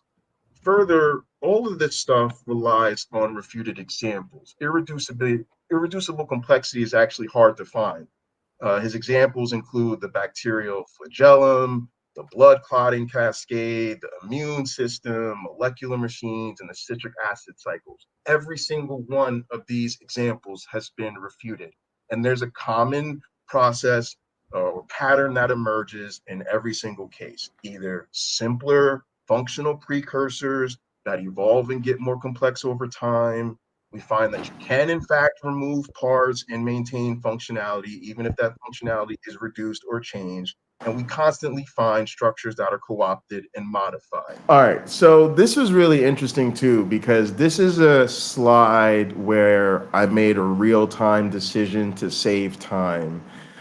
I was kind of concerned it would come back to bite me, or that he would try to make it come back to bite me. And predictably, that's what happened, because I literally mentioned his examples by name: the flagellum, blood clotting, the immune system, the whole idea of molecular machines, and the citric acid cycles. These are the examples he cites every single time. And I had notes, like, you know how you're doing presenter review and like you have your notes in front of you and then you have the slide that everybody's seeing. And I have notes that go through each one of those examples. That's why I had them up there. And then I talk about like what scientists have found in each particular case. But I noticed something. The details are like interesting in each case, but it actually gets very repetitive, because in almost every single example, there's always simpler functional precursors where they've looked, the parts are actually removable, and literally almost every example involves co-option and modification. So I was like, you know what? Just be clear that these are the examples and that these are the themes that emerge, because it literally would be repetitive for me to just say this 5 times over, right? Just to make a point. But, you know, like in hindsight, like now reviewing the tape, I might have taken a second to just quickly mention each one, but it's tough because, again, I just think it got so repetitive. It got kind of lost in the mud. But of course, he did come back and try to act like I never addressed his examples, which probably just him being sleazy, to be honest. But because I think I was clear enough about it. But you know, I could have spent more time on this, but for those that are wondering, that's why I didn't, because I was literally trying to show that they're all of them are refuted using the same mechanisms. Further, irreducible complexity is not a scientific hypothesis. It is not based on empirical data. It does not provide any positive evidence. It is not peer-reviewed research, and it lacks any serious predictive power. But just since we are here, and I know my philosophy bros are out there, pause the tape. So he's saying Kyle Pratt is asking, catching up. Appreciate you catching up, Kyle. But just for when you get here, when I read your comment, common descent is a trivial component of Darwin's original theory. What the fuck? Yeah, so like I was trying to say, when you break out any of the components into individual things, I kind of let people get away with saying they're trivial in the sense that they were either commonly understood by naturalists at the time or in a lot of other fields, and that it was more important that he was bringing them up together. But yeah, really, the way he put the three together to demonstrate common descent of the tree of life is actually really huge. I more or less let people get away with talking about inheritance as being trivial, because it is, right. And one of the things I always neglect to mention is artificial selection, right? People already understood artificial selection because of husbandry and farming and all of those things. So people kind of already understood what Darwin meant when he was talking about the preservation of favored races, for lack of a better way to put it, because that was the language they used at the time. And so really Darwin's insight was, I hate to say this because I literally think Darwin is so interesting. So I think people should read The Origin of Species just to actually hear the argument in his own words and just to get introduced to Darwin as a unique author from history. But you could basically summarize The Origin of Species by saying, hey, you know that thing farmers do when they're trying to get the best tomatoes and the sweetest corn? Yeah, the environment does that. And that's how we get different species. So literally he's hoping that the individual components are not themselves revolutionary. He's hoping descent with modification kind of makes sense. That's the main idea, that's the main thing he called his theory, descent with modification. But he's kind of selling you that by saying, you already know about inheritance. You already know about selection. You're just used to thinking about a person doing the selection. And we already know about variation in the population. But it turns out if you think about the environment doing the selecting instead of the farmer doing the selecting, and then you take that descent pattern all the way back, now all of a sudden we can explain common descent as sort of the tree of life. So yeah, it may be a little bit sloppy in terms of trivializing it, but hopefully that's a little bit better explanation. All right, let's keep going. About logical flaws. Irreducible complexity is not a logical argument. It's based on personal incredulity. Behe's primary argument is not, he can't imagine something having evolved, therefore it hasn't. It also presents a false dichotomy between gradual evolution and irreducible complexity, as if something that didn't evolve gradually must be irreducibly complex. It also is moving the goalposts. When presented evidence for systems claimed to be irreducibly complex, Behe has changed the criteria for explanation or inferred that his theory can't be refuted until scientists demonstrate that no traits are irreducibly complex. And as we'll get to later, even the argument of irreducible complexity is moving the goalposts because he just keeps moving from previous refuted arguments. It's also begging the question. Behe assumes evolution cannot produce irreducibly complex systems in order to conclude that evolution cannot produce irreducibly complex systems. Further, there's a fallacy of composition. Just because individual components are necessary for a system to function now doesn't mean they always have been. He also equivocates about the term design, conflating the use of the term design, inferring a designer, with the more neutral sense of apparent purpose or function. All right. So there's two important points here. One about the fallacy of composition. This was something I remember Mark Reed bringing up. So I don't know, maybe I should mention it. What I meant when I said the fallacy of composition, as I understand it, is inferring what's true for members of a group is true for the entire group. And so I'm saying that irreducible complexity is a fallacy of composition because it's assuming that this current state, if you take away one part, the system falls apart and doesn't work, is true about all of the members of that group, and that's never been demonstrated to be so.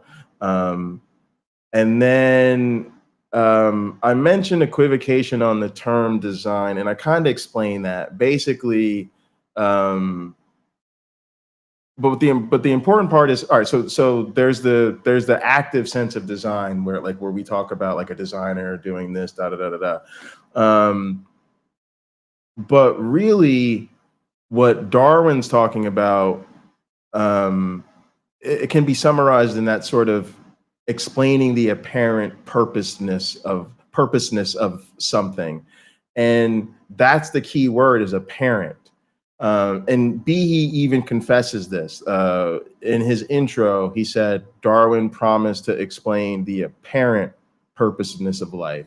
And what Behe and other DI folks do is assume that he's talking about actual purpose, like something was literally designed for a particular purpose, rather than, oh, it apparently looks like it got to be designed for that purpose because of its current functionality.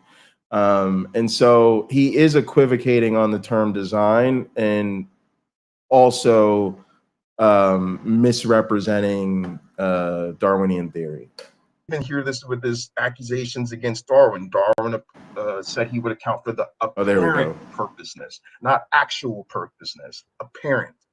A serious evolutionary biologist would be careful to avoid these mistakes, but Behe is not a serious evolutionary biologist. Further, we have non sequitur reasoning. The conclusion of design does not logically follow from the premise that the evolutionary origins of something can't be explained. And finally, an argument from analogy. Behe uses analogies to human design systems, but biological systems reproduce with variation and undergo natural selection. Further, we've never observed humans designing natural biological systems. Organisms are not watches. In short, Behe's ideas are based on flawed logic because intelligent design is not science. All right, so before I got the punchline in there, right there, bars. Like that was another. Sorry, before I got to the whole like intelligent design is not science, I hit him with a punchline, which was organisms are not watches. That was that's how I deal with that watchmaker argument. Like I've been dealing with that and hearing that for so long, and when I was preparing for this, I finally was like, oh, that's how you put a fucking pin in that. Organisms are not watches. Speaking of logic problems, let's talk about the burden proof. Irreducible complexity needs to be proven, not assumed.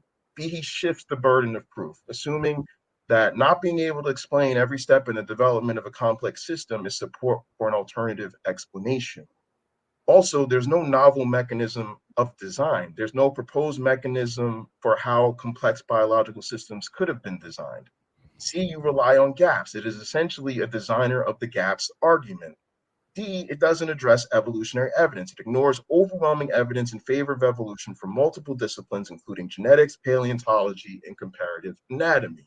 E, there's no proposed timeline. There's no timeline to explain when and how irreducibly complex systems were supposedly designed and implemented. And this last one may seem like an innocuous oversight, but I believe it's a glaring and deliberate omission intended to avoid committing to a young Earth, old Earth, or theistic evolution timeframe. When it comes to attacking evolution, creationists like to accept ambiguity in their ideas to reserve these details to subsequent disagreements among brethren. Behe seems to content to ignore the burden of proof because, again, intelligent design is not science. Misapplication. All right, so this is actually like a kind of an important point, and it reminds me of this like meme I want to make. But I kind of saw this with like some cartoon back in the day. But like, just imagine a bunch of Christians in a room. They all different, and they all have like their denominations like shirt on their like a sign, and that's all that's hanging. They all have it, and there could be a bunch of other religious people in the room as well too, right? And the meme is like they're all just arguing. They can't agree on anything, right? So they're all just boisterously just yelling at each other. No, you're not a true Christian. No, your God's not real. Da, da, da. They're all just, you're a sacrilege. Da, da, da. Right? And then an atheist, somebody wearing an atheist sign, like peers open the door and walks in the room, and they all quiet down and they all get along, and there's peace and harmony and love, and there's no disagreements amongst them, right? And then the atheist walks back out the room and they start yelling and screaming at it again, right? And then the joke is you can just open and shut the door. So the atheist peeks back in, they're quiet, close the door, they're yelling at each other, peer back in, they're quiet, close the door, they're yelling at each other again. And intelligent design people do the same thing, right? For instance, so many creationists rely on Michael Behe's arguments. Like they love to cite irreducible complexity as like some kind of scientific support for their shit. But Michael Behe isn't a young earth creationist. Michael Behe is actually, he's an interesting case. He's somewhere on the spectrum between an old earth creationist and a theistic evolutionist. And I say that because if you actually read most scientific critiques of Behe's books and his writing and his ideas, he accepts evolution for the most part. Like he won't say that, but he accepts all the mechanisms, he accepts most of the process, and he's even come out and said that evolution can explain a bunch of the stuff. And he in other words, he's admitted so much, he's conceded so much to evolution, it would literally scare most creationists. Again, that's why I called him a creationist mousetrap.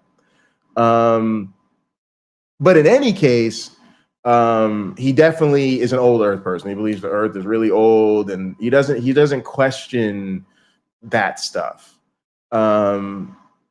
So it's a bit weird because again, like he's not a young earth creationist. But this is that is what happens here. He doesn't notice, he never talks about it, he doesn't bring it up, and that is why.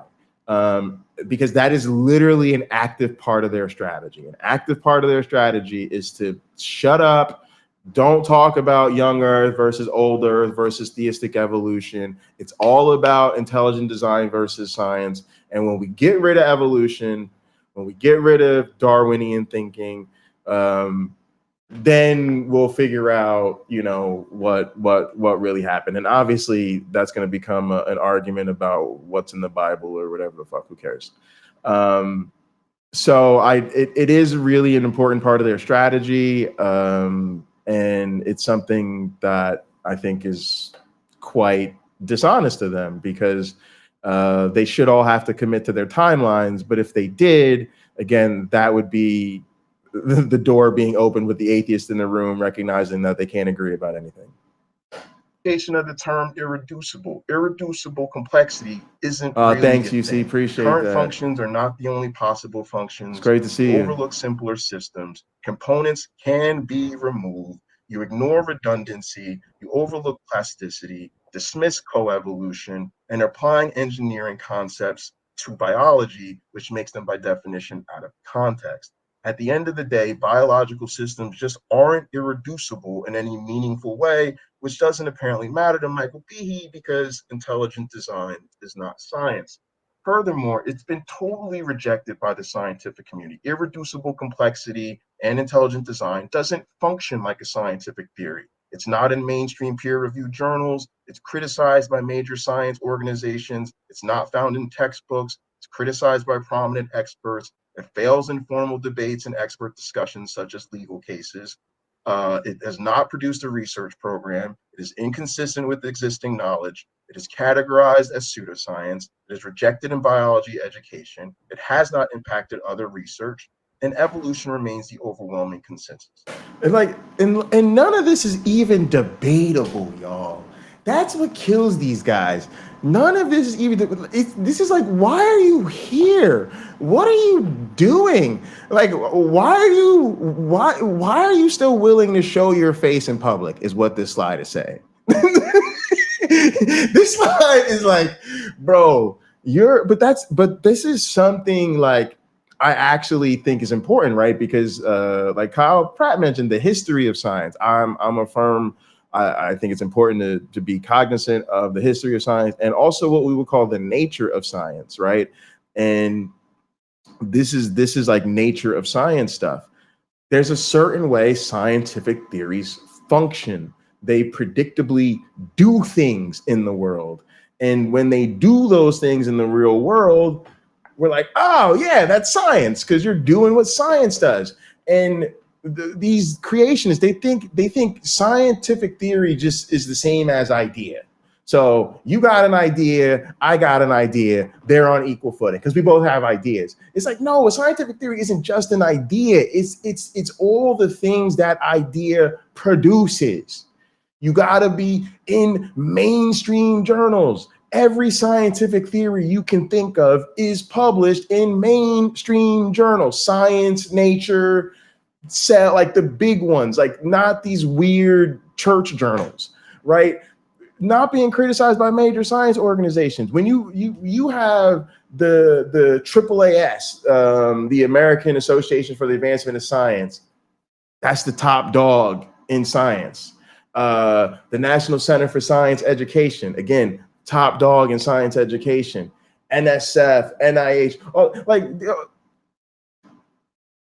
they all come out in support of evolution because that's what's up. Being in textbooks, not being criticized by prominent experts, but being accepted by prominent experts. Most prominent experts in biology won't shut up about evolution. None of them entertain intelligent design other than to criticize it. Most famous biologists, even before Darwin, but certainly since Darwin, have literally become famous for what they've contributed to the thinking about evolution. And if not, what they've contributed and been celebrated for has certainly been consistent with evolutionary thinking, right? Obviously losing in courts, producing a research program. I mentioned the NSF, the NIH, like, let's go look at their funding, right? And go look at how many millions upon millions upon millions upon millions of dollars they put behind evolutionary research year after year after year. I actually worked at a center that had 10 years of NSF funding, and it was a $50 million grant, right? So just our little organization was what got $5 million in research funding a year, right? That's just an NSF center. There's all sorts of NSF centers. It was all about evolution, right? Go find me an NSF funded intelligent design center. I'll wait. Right? Like these are the things you have to produce a viable research program. You have to be consistent with existing knowledge. One of the things that's so amazing about evolutionary theory is it works with everything else we know. Everything we know about gravity, everything we know about geology, all these other fields, all the math adds up, all that good stuff. And it's worked so well that now we can actually back apply it to other fields. You hear people talking about cosmic evolution, right? You can literally think about how universes emerge, and one of the leading theories now in the emergence of universes is in evolutionary thinking. Literally, there's an idea. It's not the same, but it is an evolutionary theory, and it is about selection, right? How do we end up in a universe that produces so many black holes? Well, maybe a universe produces a black hole, and over time there's selection, and universes that produce black holes are better. Like it's just crazy. We talk about the evolution of languages. We could talk about the evolution of religions. We can use evolution now. A lot of AI, right? A lot of like my research is working with artificial intelligence and basically using evolution as a basis for artificial intelligence instead of like human design and engineering. So I am one of those people who firmly believes a lot of the AI systems that will help make our lives better in the future will actually have brains and algorithms inside them that are evolving in real time. And that's amazing, right? So this is what I'm talking about, y'all. Producing like a real research program and then being so consistent with everything else we know about the universe that you just fit right in, right? Intelligent design is categorized as pseudoscience. No scientific theory has to deal with that. None of them. Being rejected in biology education hasn't impacted research, other research. like in other fields, right? It's kind of what I was talking about before, and then evolution remaining the overwhelming consensus. This is kind of killer stuff, and it's a shame that, you know, I am giving like this 10-12 minute presentation, and you see how long the stream has been. So you just kind of have to fly through this stuff, but it is. I did want to put a little bit more emphasis here on the stream because, you know, I'm trying to hit him with bars. I'm trying to hit this man hard. Like, irreducible complexity simply doesn't measure up because intelligent design is not science. There are also the legal and educational problems. thank you, Irreducible Katina. complexity is Yes, illegal please to teach in like, share, schools, subscribe, y'all. Thank you, based on Kiss and Jefferson. Dover trial. It's classified as religious doctrine. It's rejected by educational boards and organizations, and it can't be included in mainstream textbooks. Of course, most scientific theories don't face these challenges, but then again, intelligent design is not science. The underlying motivation, support for irreducible complexity, isn't motivated by evidence. It's based on it's associated with intelligent design and creationism, people with an anti-evolution bias. It aligns with religious belief. It aligns with certain political beliefs. It aligns with people who have philosophical differences.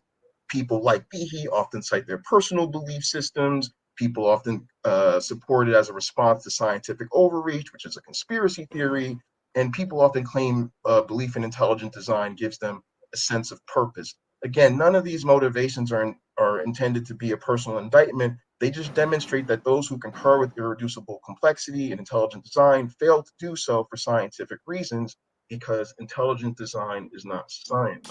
All right. So this is, you know, this is something that I just wanted to touch on again. Like, remember his story, right? He became an associate professor at Lehigh University. He read a book by a creationist, and that's when he started to not believe in evolution anymore. Again, just not scientific, bro.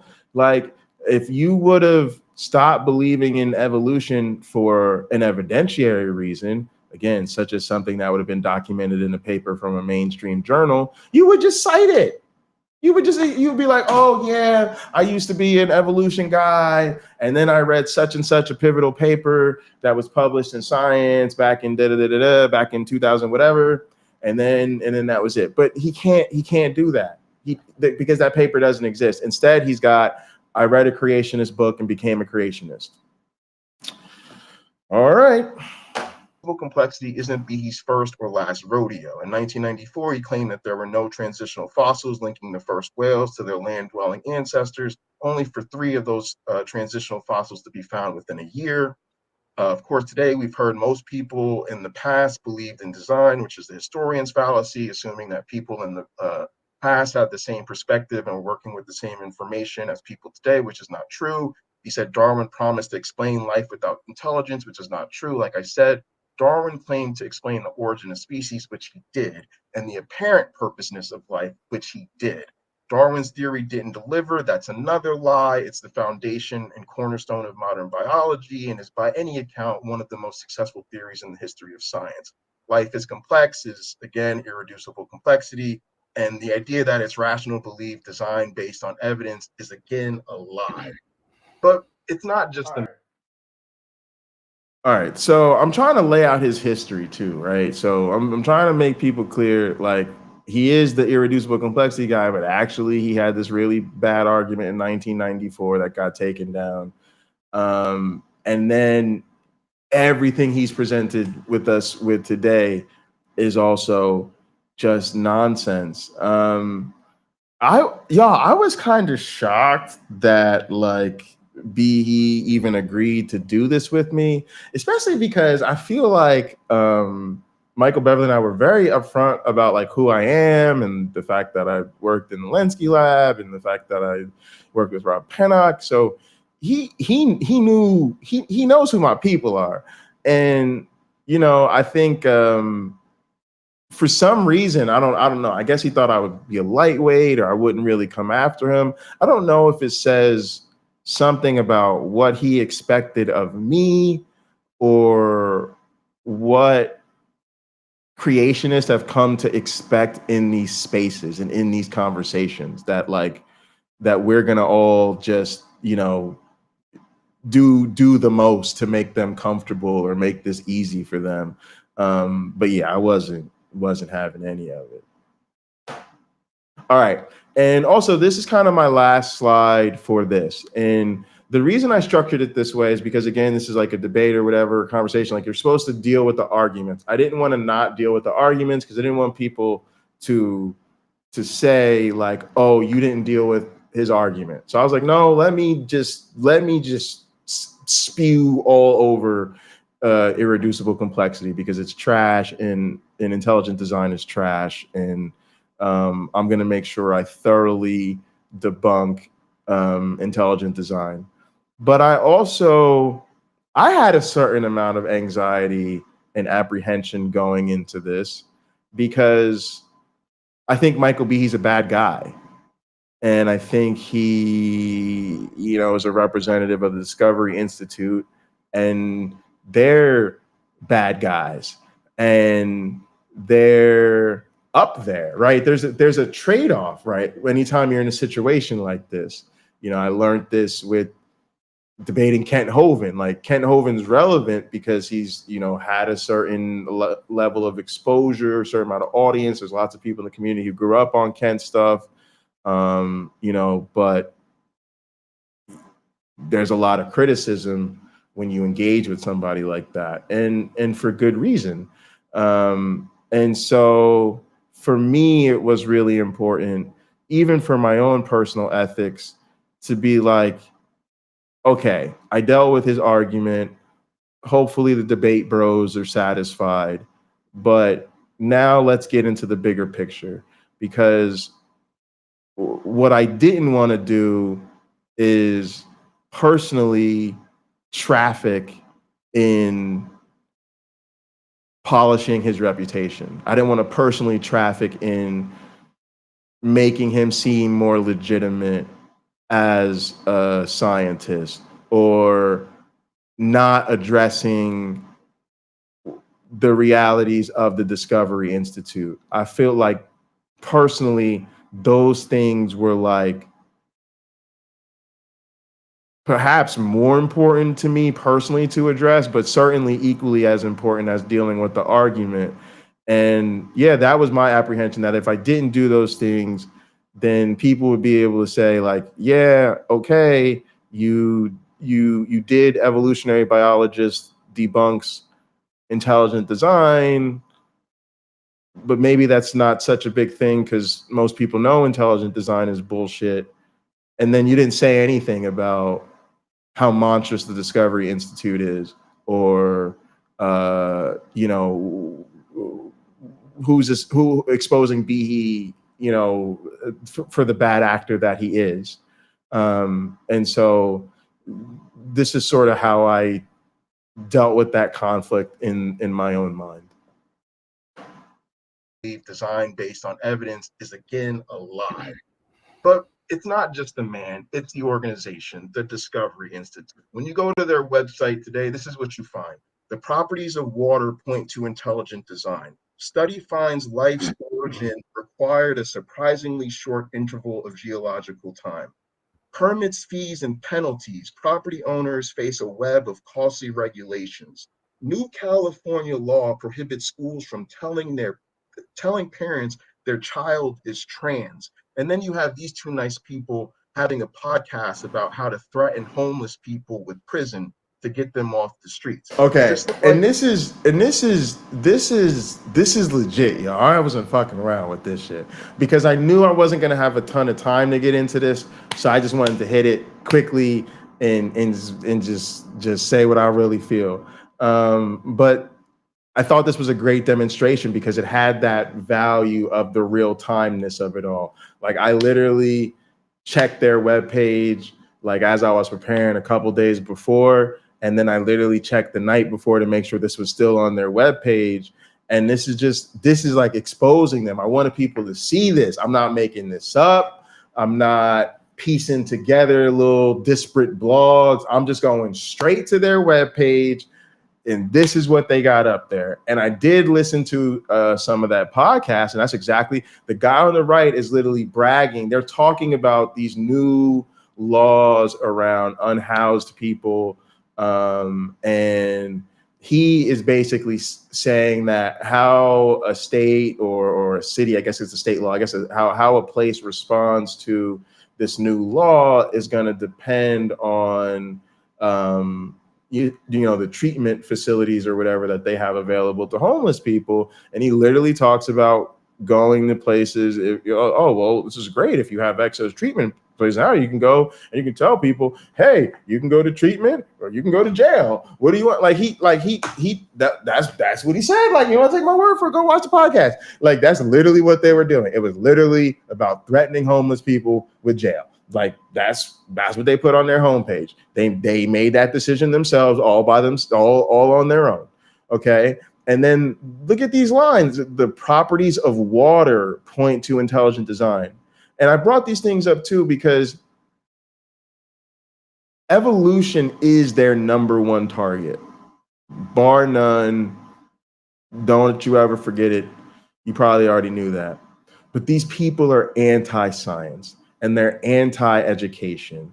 And if you think about it, what we talked about before, evolution is so great and it functions so legitly because it fits in with all the other science. It fits in with everything we know about the universe from other disciplines. So to really make intelligent design hold up, then you actually have to also disagree with all those other disciplines because, again, because evolution just comes out of them, right? So there's such integration in science that to really excise out something as core as evolution, you literally have to attack the whole scientific endeavor. And then you see that the properties of water point to intelligent design again. So now we're in magical alchemy chemistry land.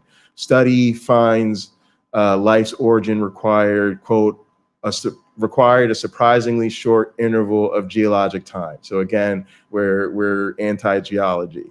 Right. And then we just got some random politics thrown in there. Of course, conservative right-wing nonsense, permits, fees, and penalties. Property owners face a web of costly regulations. And then, of course, no above the fold right-wing propaganda rag would be worth its subscribers if it didn't feature something about the gender wars above the fold at all times. New California law prohibits schools from telling parents their child is trans. So again, gang, on your own, in your spare time, you know, I shout out to evolution meeting I was just at. That's the Society for the Study of Evolution, the Society of Systematic Biologists, and the American Society of Naturalists. Go to their homepages and see if you see any fucking nonsense like this. Go to the NSF homepage, go to the NIH homepage. Fuck it. Whatever your favorite scientific discipline is, look up the mainstream journals and organizations in your favorite scientific field and go see if you see any fucking nonsense like this on their homepages. You won't. Because this is not a scientific organization, and this is not what a scientific organization would ever do. This is literally just generalized anti-science propaganda mixed with straight up right-wing nonsense. Okay. And that also is what has to be called out. We live in times where it's not just intelligent design is not science, but it's intelligent design proponents are fucking right-wing fascists who are dangerous people because they want to use intelligent design to give scientific legitimacy to Project 2025, essentially, or Vision 47 or whatever the fuck Trump's little plan is, right? Like, these are the people who probably want to take away my right to vote or otherwise alienate or make it difficult for people like me to vote, who definitely don't want people like my trans friends to be comfortable in schools, and they want to persecute trans children. And I just get so sick of this shit. Like, man, I remember, where was I at? I think I was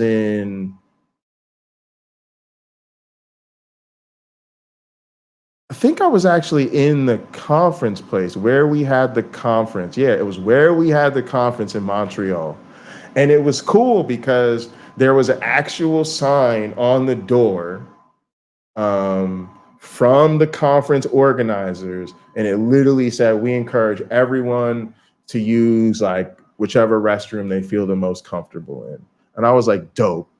See how easy that was? See how easy that was? We should do this. And then I noticed that there were like menstrual products and stuff like that in the men's room. And again, I was like, dope. See how easy this is? Now it's inclusive. Now, if there's, somebody's non-binary, trans man, whatever it is, you need some menstrual products, you good to go. This was money.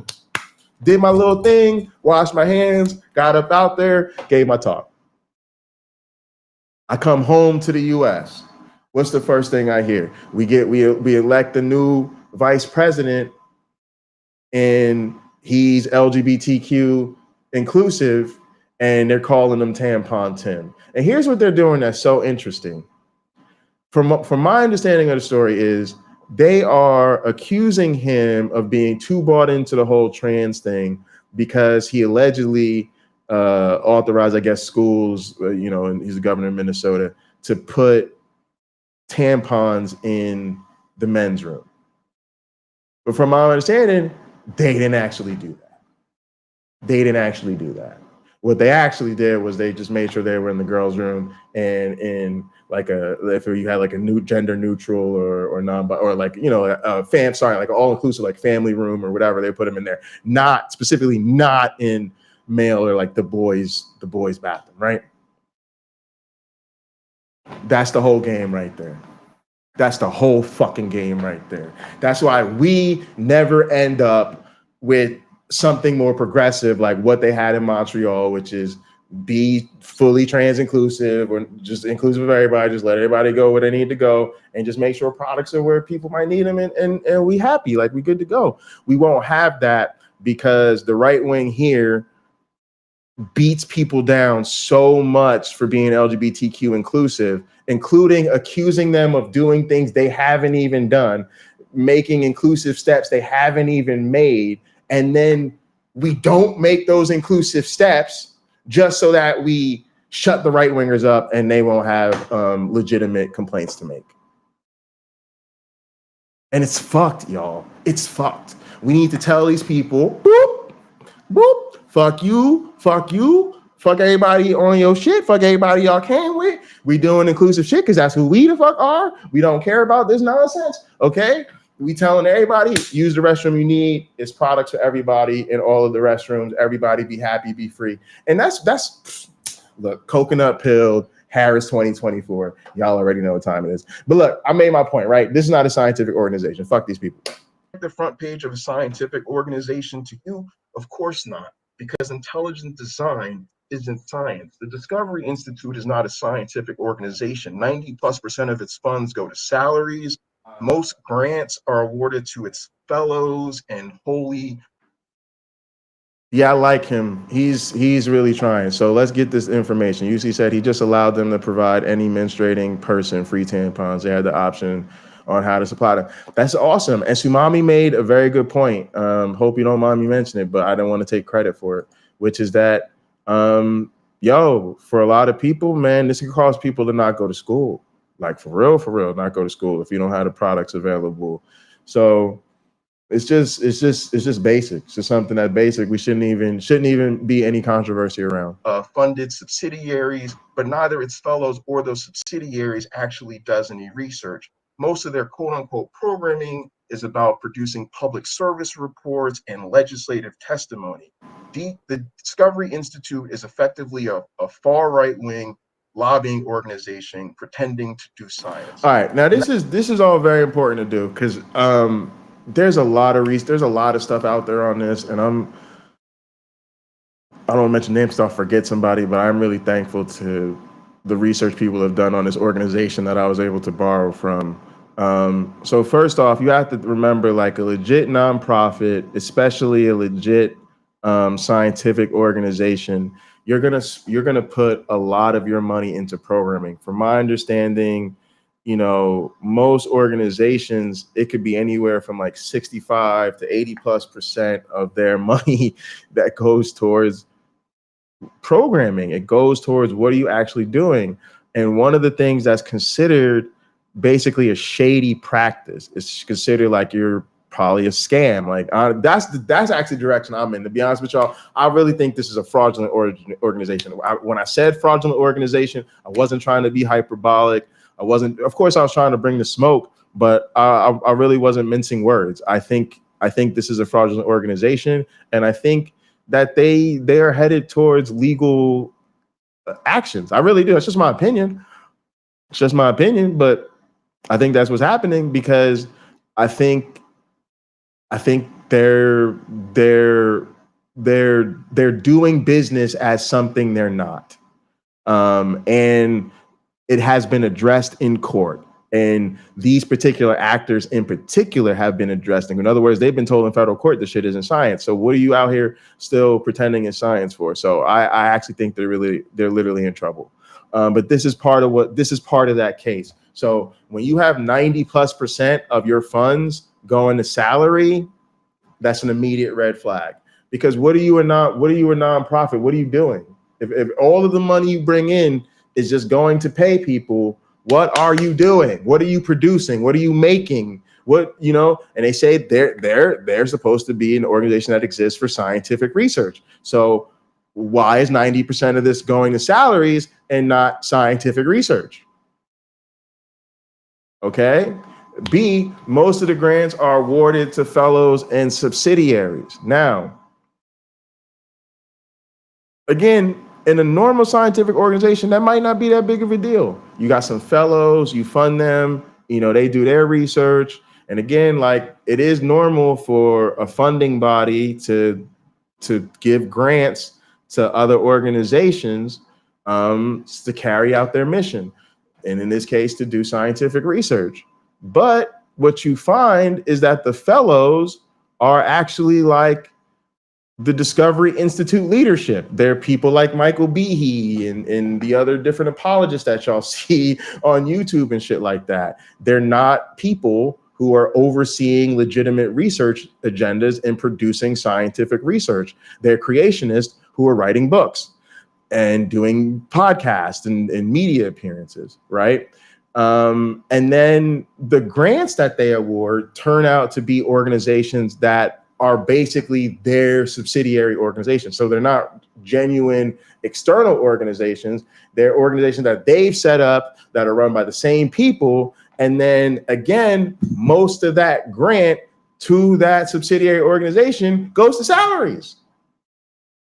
So it's not like, we got a lot of fellowships and we got a lot of salary money here, but we're giving grants to these external organizations and then those grants are doing research. No, those grants are just paying like 3 or 4 more salaries and that's it. And nobody in this whole thing is producing no goddamn scientific research. Sounds like a fucking fraud to me. I don't know. Go ask Mr. Anderson. Because there's like a common use of the term fraud and like a technical legal sense of the word fraud. Maybe this classifies as that, but then there's like other legal shits. I don't really know.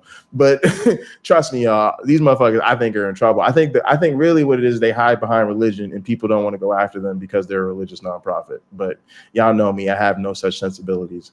So like I said, neither does scientific research. And then when you look at their actual programming, right, it's all lobbying. It's literally, they produce what they call public service reports and legislative testimony. So they literally produce anti-science propaganda bullshit that they then use as a lobbying organization would.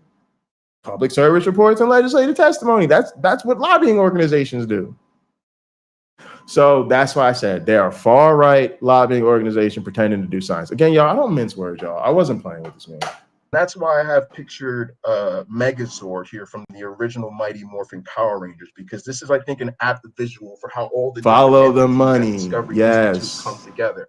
Michael Behe doesn't actually personally have to go on the attack regarding culture war issues, but he provides the academic cover so others in the organization can pretend their fascist agenda is grounded in a scientific revolution. Exactly, y'all. And that's the image, y'all, Megazord, right? Because you won't hear, this is another thing that I get sick of. Like Michael Behe's one of those guys who does, I'm such a nice guy.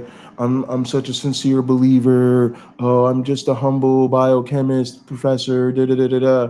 And but bro, look at the organization you're part of. Look at what you're actually doing. And so to me, he's Megazord, and he's this little yellow one. He doesn't have to be up here with the sword in his hand fighting or defending and doing all the culture war nonsense. But the people that are doing all that shit, pretend like what they're doing has a scientific basis for it. And Michael Behe's work is the bullshit they use to pretend that they have that scientific basis. And their fascist agenda is grounded in a scientific revolution. Which brings us, of course, to the man himself, Michael Behe. Michael Behe. Hey, Jake, appreciate you. He admitted under oath that no peer-reviewed articles support ID. Specifically, he concluded there are no peer-reviewed articles by anyone advocating for intelligent design supported by pertinent experiments or calculations which provide detailed, rigorous accounts of how intelligent design of any biological system occurred. He also... Dog, do you understand what that man said? Under oath, he said there is no peer-reviewed scientific research providing detailed accounts of how intelligent design occurs in any system. Can you imagine having to admit that under oath? He didn't say there's a lack of peer-reviewed research. He didn't say, well, there's a little bit of peer-reviewed research, but we're having a tough time getting funded, right? He said there's none. None. And he said that under oath. None. Also admitted that under his, quote, expanded definition of science would include astrology and the ether theory of light. He also admitted that a paper DI listed as, quote unquote, peer-reviewed support for intelligent design actually showed that the biochemical system in question could evolve. Yes, Michael Behe. Again, under oath, y'all. Under oath, admitted that the things he was citing, he was lying. He admitted he was full of shit under oath. Not me. Showed He. that the biochemical system in question could evolve. Yes, Michael Behe was the primary witness for intelligent design, which was the defense in the Kitzmiller versus Dover trial. But he was actually the star witness for the plaintiff. The way a quarterback who throws interceptions all game is said to be the best player on the other team, or a soccer goalie cost his own team the game by scoring an own goal. When Michael Behe is your candidate, the other party sleeps easy at night. Right, and that was in the middle of us doing the whole thing about Biden. Was Biden going to stay in the race and all this? So I kind of got him with that. Like when Michael Behe is your candidate, the other party sleeps easy at night. But look, that's what I wanted to hit him with, them three references: the candidate, the own goal, and the way your quarterback, if your quarterback keeps throwing interceptions, you'll say he's the best player on the other team, because that's what it is. And it's so funny because he's still dining out on that. He's still showing up on these podcasts. He's still getting all these interviews. They're still treating him like he is the big wig in the scientific community. It's exactly what Tsunami said earlier. He'd rather be a big fish in a small pond full of absolute whack jobs than a small fish in a pond of legitimate science educators. And he, that's exactly what's happening here. But so many creationists, they still buy into it. And I'm like, yeah, if that's your star, then yeah, he's literally the best player on the other team. Like, I don't know what you want me to tell you. Further, he has been discredited by his own department. Quote, while we respect Professor Behe's right to express his views, they are his alone and in no way endorsed by the department. It is our collective position that intelligent design has no basis in science, has not been tested experimentally, and should not be regarded as scientific. Oh my God, y'all, look, I didn't want to like pull this stuff up because you just don't have time.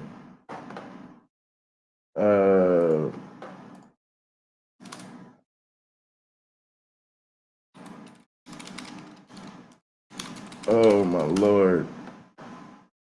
But look at this, y'all. Department position on evolution and intelligent design. Right? The faculty in the Department of Biological Sciences are committed to the highest standards of scientific integrity and academic function. This commitment carries with it unwavering support for academic freedom and the free exchange of ideas. It also demands the utmost respect for the scientific method, integrity in the conduct of research, and recognition that the validity of any scientific model comes only as a result of rational hypothesis testing, sound experimentation, and findings that can be replicated by others. The department faculty then are unequivocal in their support of evolutionary theory, which has its roots in the seminal work of Charles Darwin and has been supported by findings accumulated over 140 years. The sole dissenter from this position, Professor Michael Behe, is a well-known proponent of, quote, intelligent design.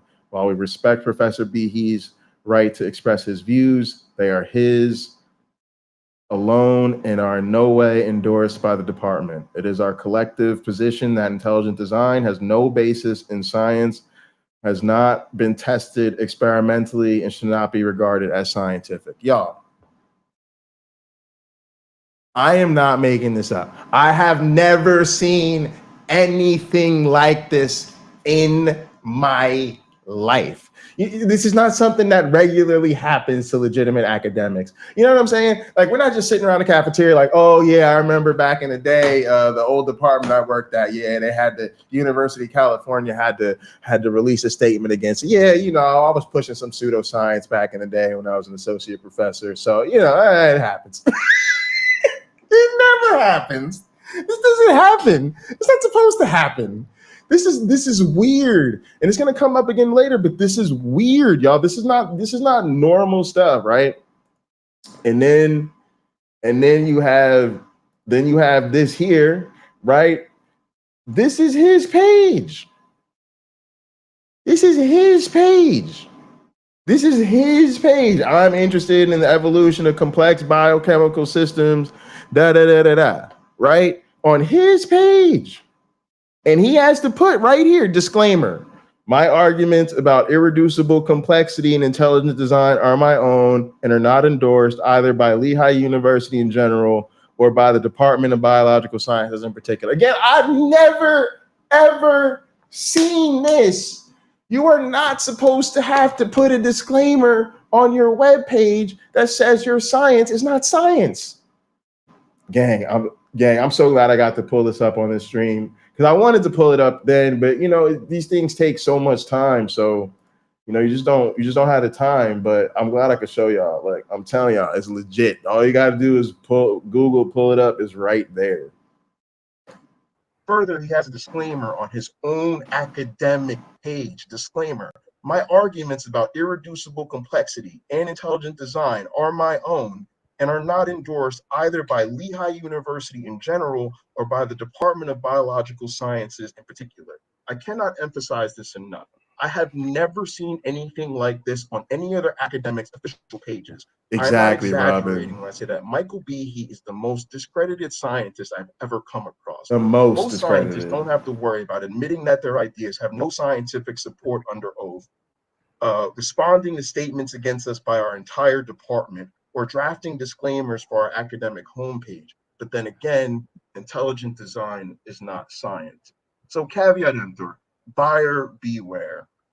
We clearly have an irreducible lack of integrity. These are bad arguments. There is not a single shred of scientific evidence against evolution. This is a fraudulent organization, a hate group masquerading as a think tank, and a thoroughly discredited scholar who literally comes with a "this is not science" warning label.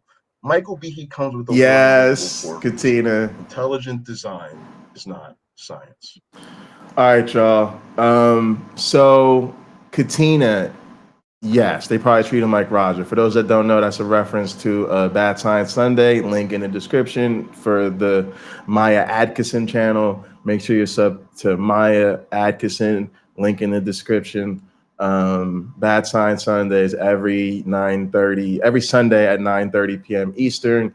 And one of our favorite regular characters is Uncle Roger of Mud Fossil University. And yeah, I think his department, that's exactly how they treat him. But look, y'all, I couldn't stress that enough, that I've never seen that with anybody else.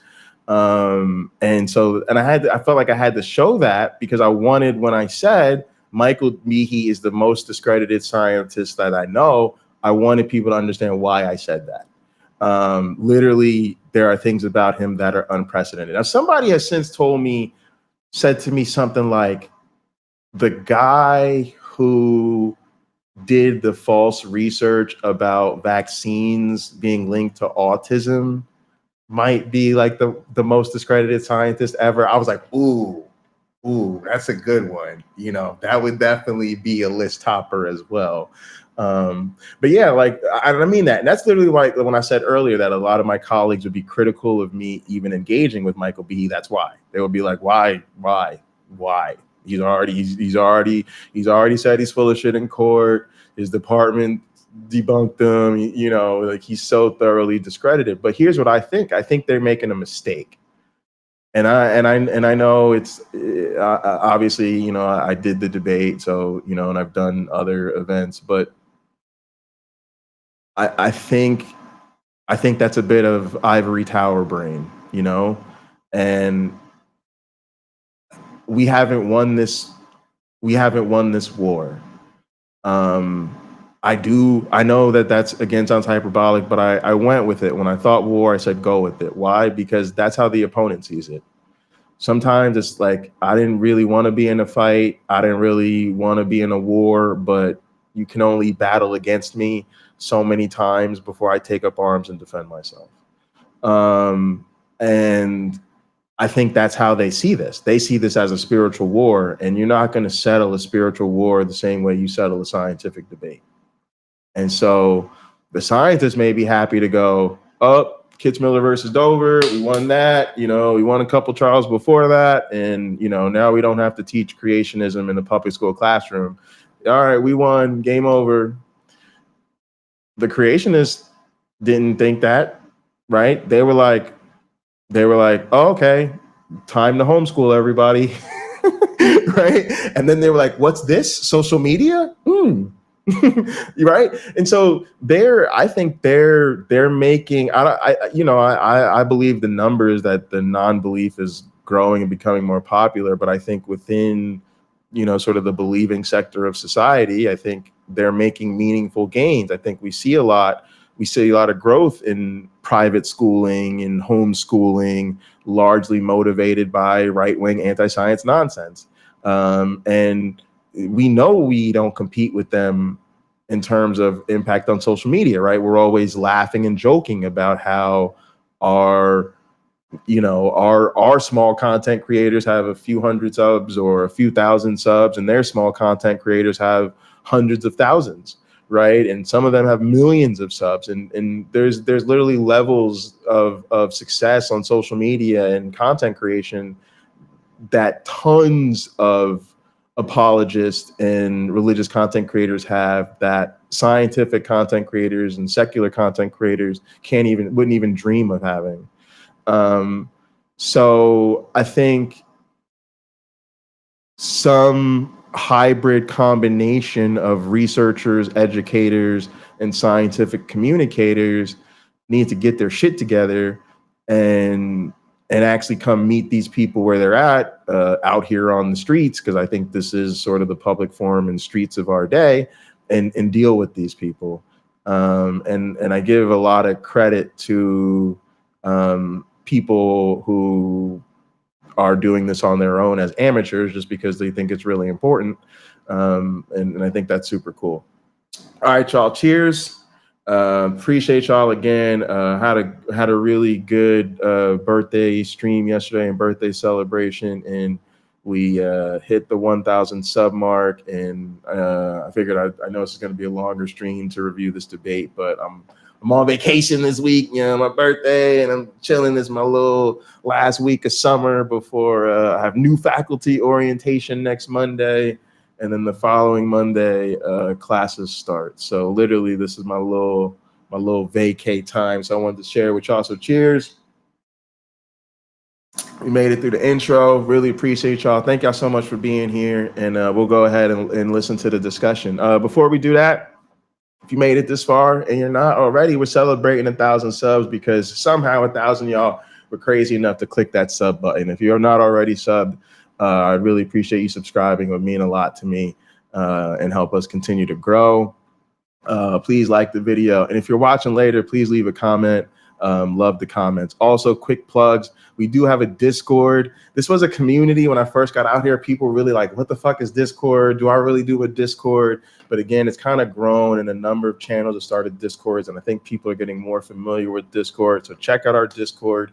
It's super dope. Most of the community's in there, and it's definitely the way to interact with it. I think our Discord is set up wonderfully, and I plan to do more in it myself as I get my setup here together. So definitely join the Discord, and you should see me in there a little bit more in the future, even myself. And definitely check out Gather. That's our virtual headquarters. That's where I'm always in Gather when I'm not live.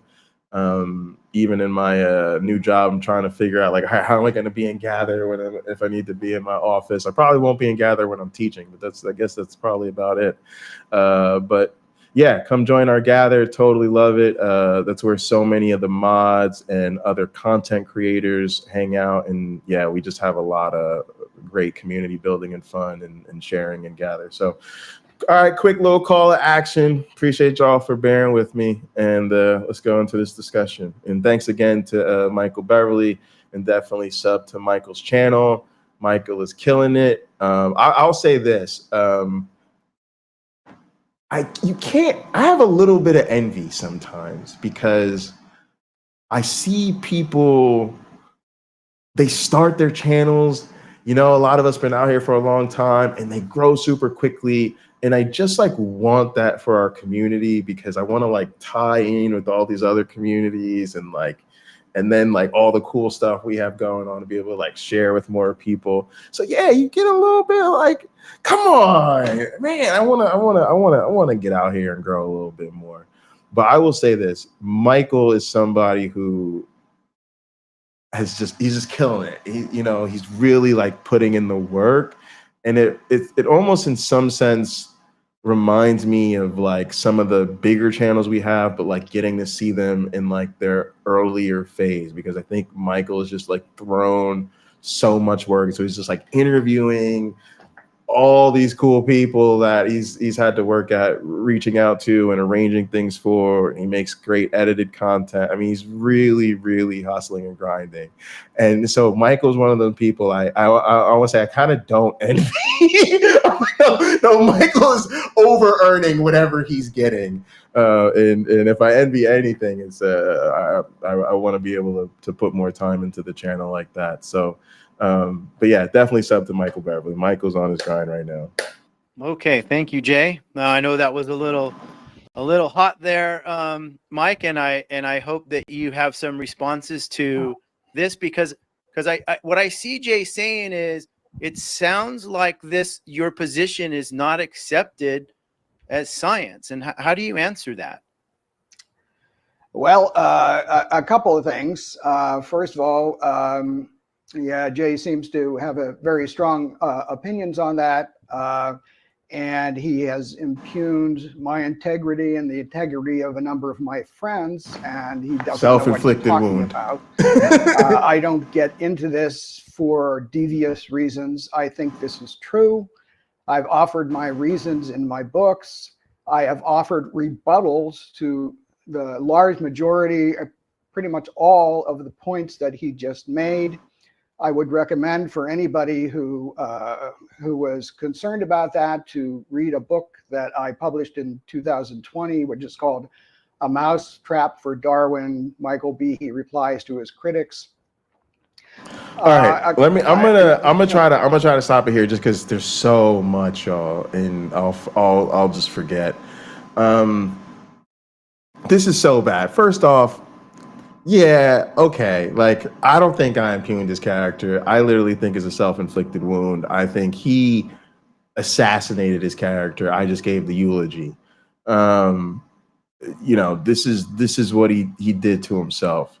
Also, you hear this defense, and it's something I think a lot of us need to really hone in on, because I'm starting to hear this with more apologists. It's this whole thing about sincere belief. First off, it's just suspicious. It's very, very suspicious. I'll give you an example. We were watching like a true crime like murder, one of those murder like interrogation shows, right? Where you watch the police interrogate a suspect, and then they tell you the story, right? And then you're like you're watching the interrogation. And what was super interesting was this woman had killed her neighbors. Racist lady killed her black neighbor. She didn't like the kids playing in the common yard or whatever. She shot her through a door. What was very interesting was she had apparently been looking up the stand your ground laws that day. And she used some very specific language, like reasonable and prudent or something like that. Like she used a phrase from the language of the law. And so of course that jumps the fuck out to the police, to the interrogators, right? Because they're like, and they will come back to that. That's some interesting language you use there. Can you say more about that? You use some very specific language there. It's very interesting, like word choice. Can you tell us more about why you would use those words, right? It's just so peculiar that we get into these conversations when nobody's really talked about, the sincerity of your beliefs or whatever like that. And they just immediately going preemptively to the defense of, well, I sincerely believe this, I sincerely believe that, I sincerely believe it. It's a very weird thing to have to hide behind. And again, in an academic sense, that is exactly what it is. Because again, we're supposed to be talking about science here. Your personal beliefs have nothing to do with this. In sincerely held wrong beliefs, we still throw out the fucking window because they're wrong. But again, Michael B., he's not a scientist in my mind. He's a Christian apologist. And so that's very Christian apologetic-y, to rely on the fact that your belief is sincere. Nobody cares. And that's like sort of not what we're here to talk about. The other thing that really bothers me is he goes on from this, and then it's like, he kind of wants to use his lack of integrity to sell more books, right? And that's why I made the deliberate choice to not read his book. That, and I wouldn't, I would have really had time, but I wasn't even gonna try, because I don't think you should be able to use your lack of credibility and your lack of credentials to sell more books. But that's what he wants to do. To find out his argument, you got to go read his book. If you want to hear how he responds to his critics, then you got to go read his other book. I just find that very sleazy. Of course. Also, he says I impugn his character, but he turns around and talks about, I don't know what I'm talking about, even though I have receipts for everything I said today, but we can let it go. He threw a lot of things. It's not liable if it's true, exactly. It's hard to, address anyone in particular. But let me just point out to the audience, did you hear Jay explain how the bacterial flagellum arose? See, there he goes. Did you see how did he explain how numerous tiny step-by-step mutations built such a thing? Did he even explain how co-optation could have built it? No, nobody has. He's made a lot of assertions, which I have again rebutted in my books and writings. He gives no indication that he's read any of those. Let's see. So that's another very interesting. So obviously, I'm not going to have time to explain step by step how the origin of the flagellum works, but this is very interesting too as an apologetic tactic, because I think this is where so many people that debate people like this get tripped up.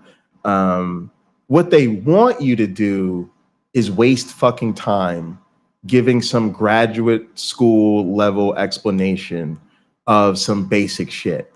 Because to me, that serves their hybrid strategy of gish galloping and running out the clock, right? The gish gallop, say a bunch of shit that's irrelevant or stupid or nonsensical, and hope that you latch on to any one of those things and then run out your time wasting, talking about that thing.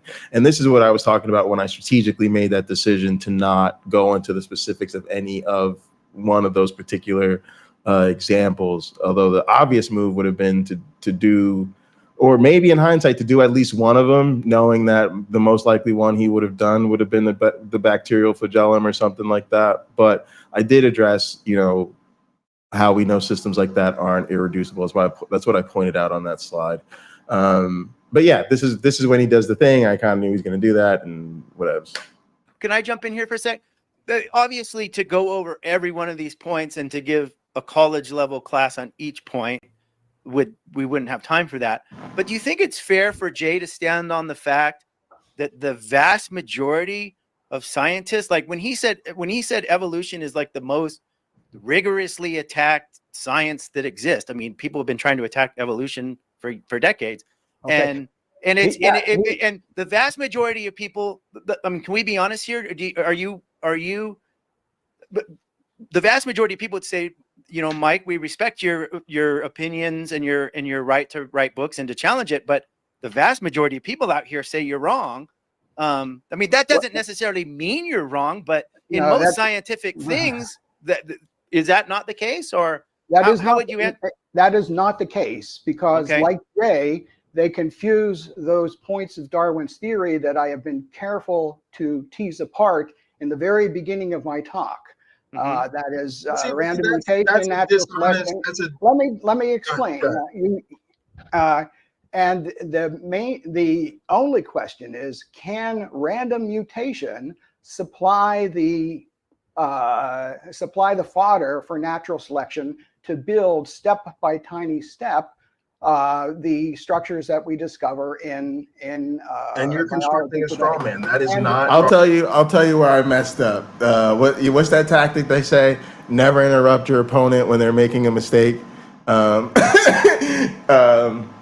It was just that did trigger me, y'all, and I just wanted to just shut that down, because he does this thing where he wants to latch everything back to Darwin, and then he wants to misrepresent Darwin, and then now that he's constructed and defeated his fucking wrong ass Darwinian straw man, he wants to fast forward back and pretend like he's undermined all of modern evolutionary theory by doing so. And it's just so aggravating. Yeah, so that's I'll definitely give that one. Darwin's theory.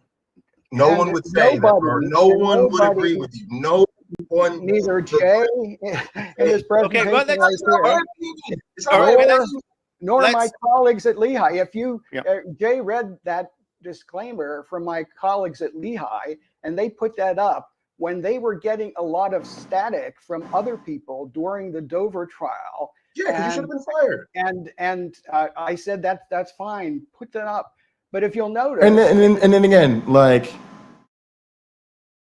okay, confession, like, duh, like, yeah, they were getting a lot of flack. You were embarrassing the department. You were featured in a trial and wrong about everything that came out of your mouth. Your colleagues got a lot of flack for it. But notice how he frames it. He frames it like this was his idea. Like he was okay with it. Oh, I told them that was fine. They could do that if they wanted to. It's like, get out of here. Disclaimer, they don't explain nothing. They don't explain They don't have to. Michael, see, here's the thing. You are trying to get around how science works. I don't have to come here and defend. I don't have to explain to people how the immune system evolved or how blood clotting evolved. We have whole courses where people go and study that. My point is, I'm listing off mechanisms that are used against your argument, because they do explain how these things can arrive. And matter of fact, the cases that have been looked at, that is what has been found. So yes, of course, I know people are going to have to go and they're going to have to look up and they're going to have to, look into what is evolutionary scaffolding, or how does co-option work, or how does gene duplication create redundancy in evolution. But this is basic biology. They will find the answers. They will find that I'm right. And that's the thing you can't get around. You can't defend yourself in the science. You can write books. You can say, oh, everybody is attacking me, but you cannot get anything through peer review. Just like in court, you had. Yeah, you might remember. You might remember. Again, you're throwing a lot of stuff up. I've answered all of this in my books and my responses. But that's not how science works. That's what I'm saying. Nobody cares. Yes, why do you get to sell books? No, I'm not going to let you sit here and pretend that the answers in your book. Michael, can I say something? Yeah. And not letting me respond. Yeah, Jay. Yeah, let him finish, Jay. Yeah. Okay, let Michael have the floor for a minute. Oh, I just said I just let him go. He's so let me reiterate, just because. So I think I understand what Jay's point is. It doesn't matter about that the materials out there, you've written books or you've made claims. Yes, what he's saying is the way the scientific method works is peer-reviewed research labs that would back up your claims.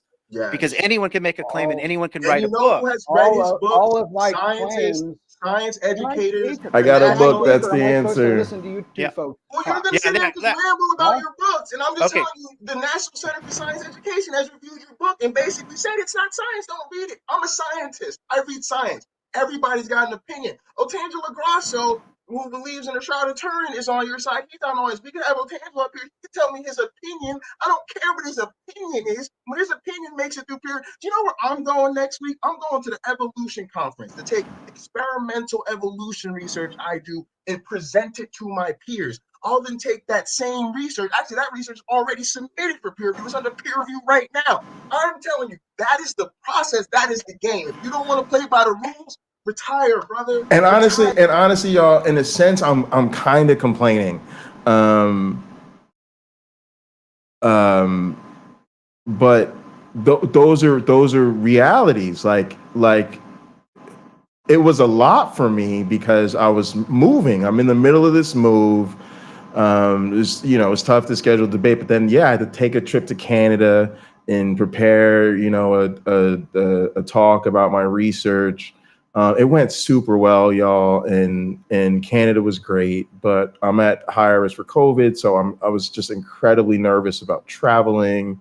That actually was a whole fiasco, actually, and I had some crazy hangups in my travel, actually, like going back from Canada to Chicago. My flight got delayed for mechanical reasons, even though I ended up switching planes. So I missed my connecting flight back to Newark, which means I had to spend the night in Chicago. I had got rid of my vapes. I had to make a whole dispensary. It was just a mess. And it is. It's a lot of pressure. I'm of course, I'm glad I got to do it and ended up having a good time. And my talk went really well.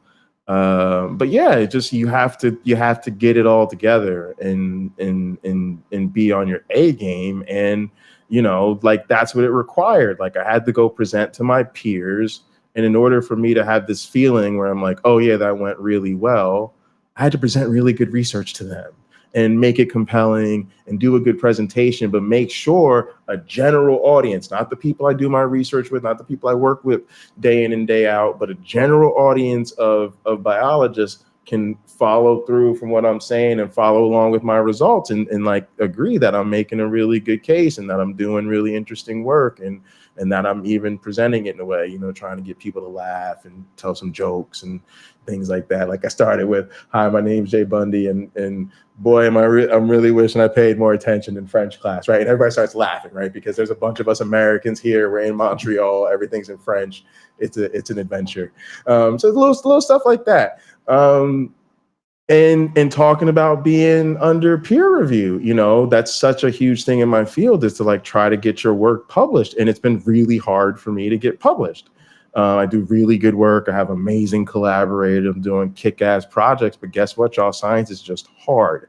And there's like limited space in journals, and you got to get through, you know, they usually, the editors got to think it's a good match for the journal. And then it's usually got to go through 2 or 3 reviewers. The work, some of the work I currently have under review, we got really good reviews, but then we decided we needed to do more preliminary work. So then we ended up submitting 2 papers. So now they're getting back, you know, but it's a real process. Like I've been rejected by journals, like on really good shit. And you spend so much time into a manuscript and they're just like, nah, sorry, it's not a good fit. So then you rewrite it so that so that it can kind of be a good fit for a different journal. Like, nah, it's no good, right? And then you find another place, they're like, oh yeah, we'll send it out for review. Looks like it might be good for our journal, right? But then the reviewers are just like, one of them is like, no, I'm not really sure. You should have done all this instead. They'll tell you to like redo your whole shit.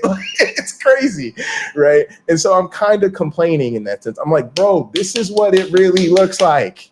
This is what we really have to go. Like, this is the bars we really have to clear to really make a career as scientists. And you're trying to skip all of that, all of it. And so it doesn't matter if he sincerely believes it.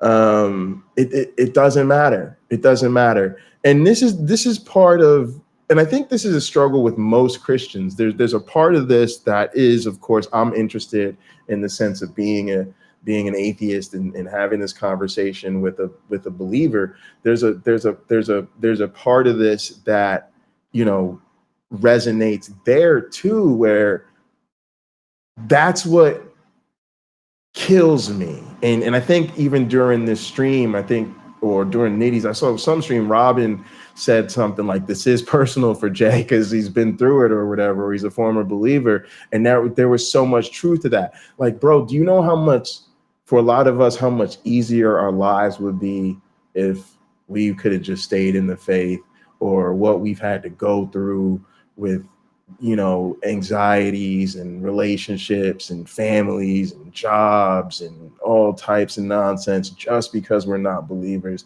And at the end of the day, for most of us, it's just about what's true or not. It's just, we were sincere believers. We were curious about our stuff. Most of us went looking into it so we could just get some extra confidence and some extra knowledge to help us share with others. How many former believers do you hear like, oh, I was studying to be a minister, I was studying to be an apologist, I was trying to become a better at, you know, being a biblical scholar, or I was participating in a Bible study, right? People were literally trying to like learn more to enhance their faith, and they came across them challenges, and their real ass human integrity led them to be like, I can't go with this if I can't substantiate it. And that led so many of us reliably down this journey to where we're like, yeah, I don't believe it. And again, he just thinks he can hide behind his sincerity. This isn't about your sincerity. It's about whether what you are out here putting out in the streets is true or not.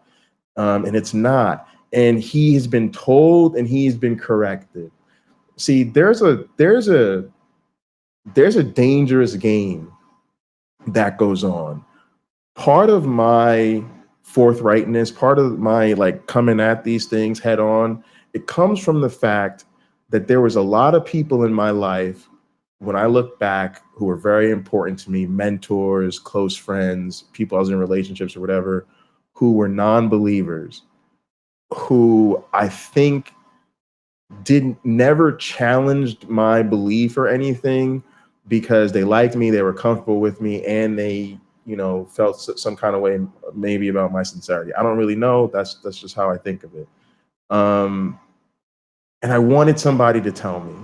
I really do. I wanted somebody to kind of give me that challenge earlier to get me going in the right direction. And I'm a little bit disappointed that didn't happen. But the crux is, and this is why I kind of understand why they don't, because once somebody does, that's the real test of your character. See, if you're in your belief bubble and you don't know anything different, you're good to go. If you never got into that bubble and that was always weird to you, you're good to go. But if you're one way or the other and somebody puts the challenge to you, that's the actual test.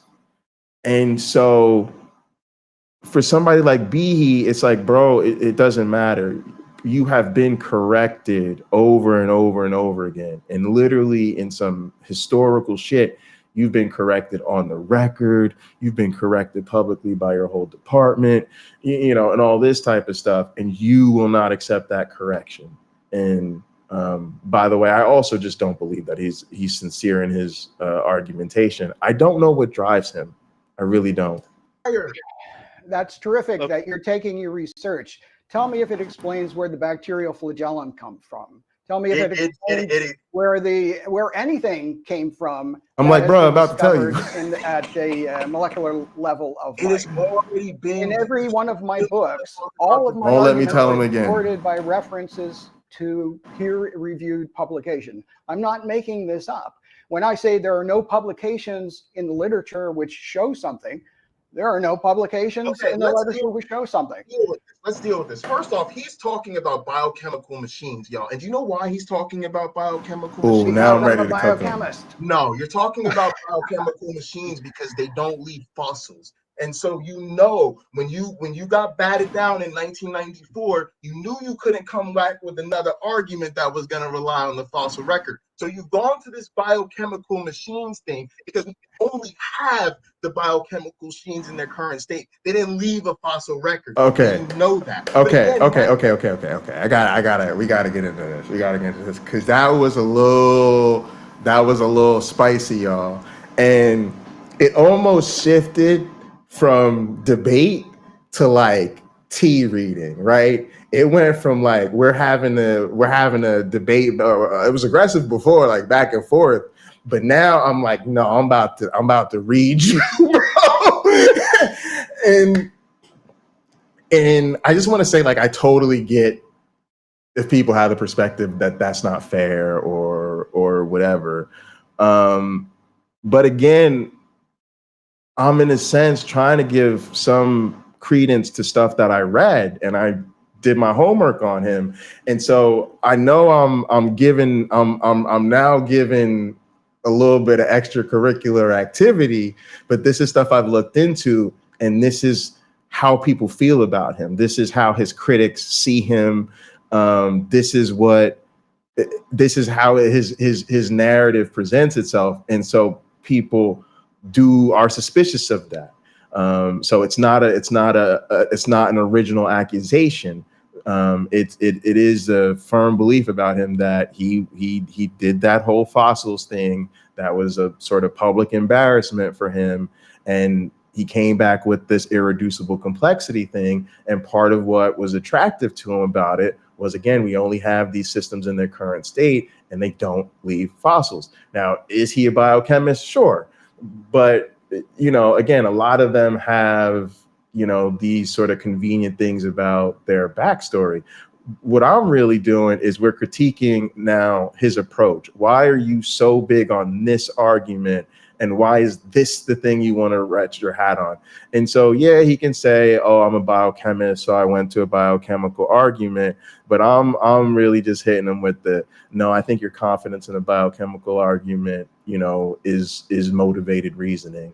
And again, it's also like what I said before. I think we can be correct and have the more effective rhetoric. And if you're going to give somebody like me, somebody with a very combative mentality when it comes to this thing, like, I'm not here to make friends. I don't like Michael Behe. I'm not here to make him comfortable. If you're going to give me opportunities to go there, I'm going to go there. And again, I understand people who say that's too far or that's not their tactic. But again, I'm trying to win a debate. And if the referee, you know, like, my thing is I'm going to try to murk this man, and the referee's got to pull me off of him. I'm trying to knock him out, knock him unconscious, make him submit, or whatever it is, right? And if you give me an opportunity to make you look bad, I'm gonna make you look bad. Right? So, and I'm giving the audience, you've given me an opportunity. I'm taking it. I'm giving the audience to think about the stuff that I'm thinking about. It's like you give me a little opening. Ooh, now I get to a little bit take this different shot at you, come at you with this other angle. He wasn't ready for that. But that's what I'm trying to do. I'm trying to make him not feel safe. Everywhere he wants to retreat to go to get comfortable, I'm going, oh, you went there? Oh, well, let's talk about that. Right. And then take it and then use that to attack him. So, you know, that's what's up. Like I said, I'm not here to make friends. Michael, you have been told a million times that you can remove parts of the bacterial flagellum and it still works as another system. This was decided in court. When I told people he was the star player for the other team. Can I share and now he's done. No, now he wants to go to the screen share. Yeah. Okay. Yeah, just put it up in the studio. Put it up in the studio. Jay, let Mike share his screen, and while you're getting that ready, we have a super chat from Jester got a style on I appreciate that, Ember. I have one thing I want to address. If you don't mind, I'd like to share my screen here. This is not a personal attack. This is not an ad hominem. Sure sounds like it to me. I don't know about you. Hold on. It matters two things. One is what I'm saying true, and two is what I'm saying relevant. Okay, number one, no, it's not true. Is not science, that is true. It's relevant. When I say you've been discredited, that's true. When I say your department says your work isn't science, that's relevant. When you now you'll hear. Okay, can you see my screen, Michael? Put a disclaimer on your pick. That's relevant.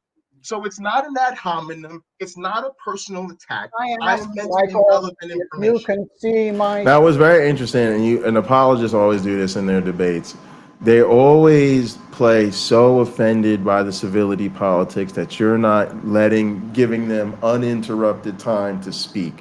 That's it's just a very Christian apologetic-y thing to do, because real conversations are back and forths. Like real conversations are, you know, people trying to finish each other's sentences sometimes because they're just anticipating what the other person's saying, or, you know, they're trying to cut a person off because they think they're, you know, headed down a conversation, a path they weren't really trying to go down. There's just a healthy back and forth and a very like, I have 30 uninterrupted seconds now. You have 30 uninterrupted seconds now. I have 30 uninterrupted. That's a very like childish way to think about conversation. There's some need for that when you're online, because when you're online, there's no body language. There's like less cues, and you do have to sort of try to somewhat maintain like one flow just so that the audience knows what they're supposed to be listening to, and like not having people talk over each other.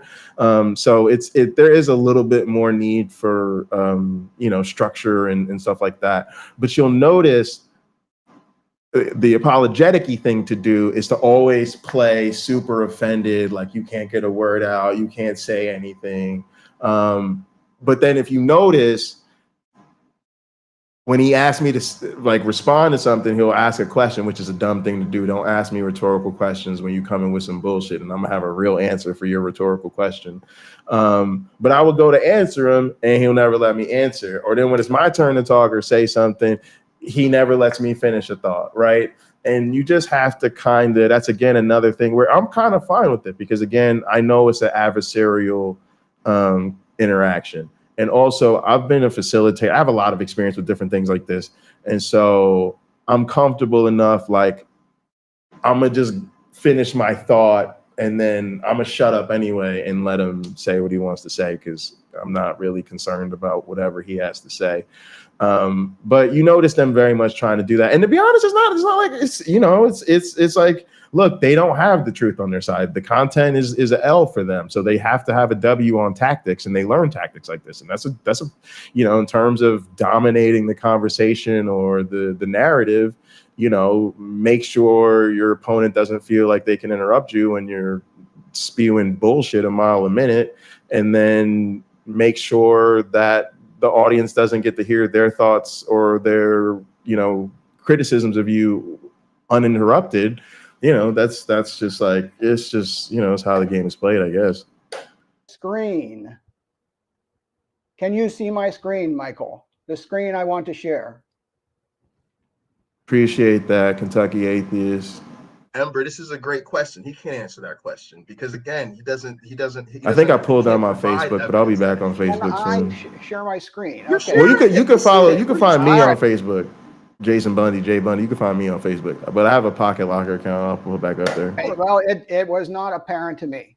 Let's see. And then I'm on like Twitter Okay, and Jay Instagram. talked a lot about the Kitzmiller trial, which I participated in 2005. It was decided by this guy, Judge Jones, who issued his opinion here. And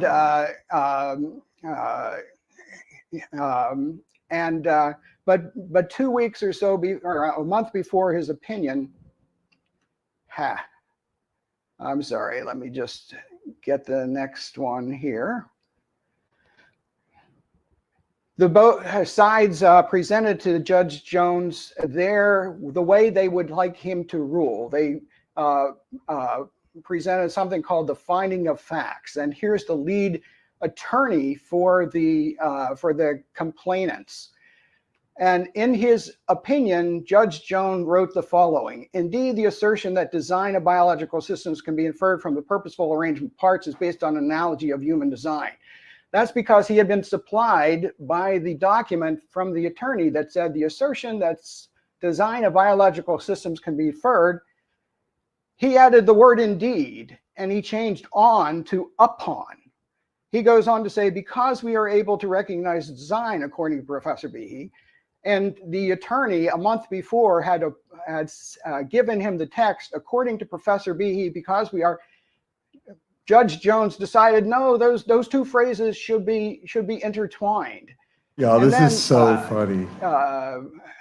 The Eric Rothschild, the attorney, said, made a new paragraph and said, Professor Behe testified that the strength of this, and Judge Jones decided that. Hey, y'all can see it too, right? This time I kind of got the lesson. Like I'm laying back, like I'm trying, I'm sure not to laugh. And I'm like, I can't believe he's really doing this. I can't believe he's really going here. So, and I'm just trying to stay silent, y'all. No outbursts. Like I'm trying to just hold back and let him bury himself. He decided that these two sentences should be joined with this conjunction. This fellow has a bachelor's in English from Dickinson College. His claim to fame before this trial was that he was the head of the Liquor Control Board in Pennsylvania. And he banned Bad Frog beer because the frog was making an obscene gesture on the. But look, how nasty is he? Right? This is again why I don't feel bad, because everything a Christian apologist is gonna play the victim over, he's gonna do to somebody else, right? So I told y'all earlier, like he said, I impugned his character, but he want to turn around and say, I don't know what I'm talking about, and basically I'm throwing shit at the wall and all this. I consider that impugnment of my character. Those are things I don't do. Those are things I consider to be against my ethos. That's not how I operate, and that's not how I'm operating in this situation. But go ahead, say what you want to say. And then, you know, he's doing the thing that people do, and they don't like what you say. Now all of a sudden he's questioning the judge's education, and it's somehow supposed to be an awe and surprise that sometimes English majors become judges, I guess. Like, like English is one of the most common backgrounds people have going into law. I have no idea what planet this man lives on. And then just literally undressing the judge's background and making it sound like he's not a credible judge. That's his whole thing, is that he's not a credible judge and the judge is part of the conspiracy. And again, this is a conservative judge who I just checked it out, was appointed by George W. Bush. This man is just insane. He gives no indication that he understood any of the expert witnesses at the trial. So you might like your own arguments. Are you saying you might think yours are right or not, but you should not base them like, all right, Jay, let him go. At the Kitzmiller trial. That was a legal setting. It was a political setting, and it has extremely little to do with the science, with nature. The judge cited, summarized, and synthesized what was presented to him by the attorneys and the evidence presented at trial. That's how courts work. You see, and this is another thing. Like, he literally just must think I'm a lightweight. And to his credit, like, you don't know a lot about your opponents when you go into these situations, bro. But some people should understand. I'm a scientist, got my little doctorate, all that, my little dual PhD. But you know, like my dad is a cable television show host and media personality and producer. And before I became a scientist, I wanted to be a lawyer, and I done a number of a lot of campaign work, and I used to work in a prosecutor's office. Like, bro, I'm built for this, dog, and he's just playing right into all my hands, bro. Like, I'm built to have this conversation about evolution versus creation, bro. I'm built for this broadcasting shit. And now you want to talk about what happens in a court? Oh my goodness. He just called my number. Like, coach, put me in. Coach, put me in. Coach, this is me. I got this. But the question is, was he giving an independent judgment? And the answer is no. He did not understand the argument. He didn't know fibrinogen from plasminogen. I'm built for this, He doesn't y'all. know neutral theory from gene duplication. And whose fault is that he couldn't be convinced? What was put Murder was the case that they gave me. 187. Man down. There's so many things when you have these conversations, like they're so long. God damn, I knew it was gonna be a long stream too. Appreciate y'all for rocking with me. This definitely really appreciate that. Like I said, it's my vacation. I wanted to get out here and have a little time. We used to do a lot of long streams, right? It's like a lot. We used to do long streams literally every day. So it's nice to just kind of throw one out there once in a while. This was definitely a good reason to do so.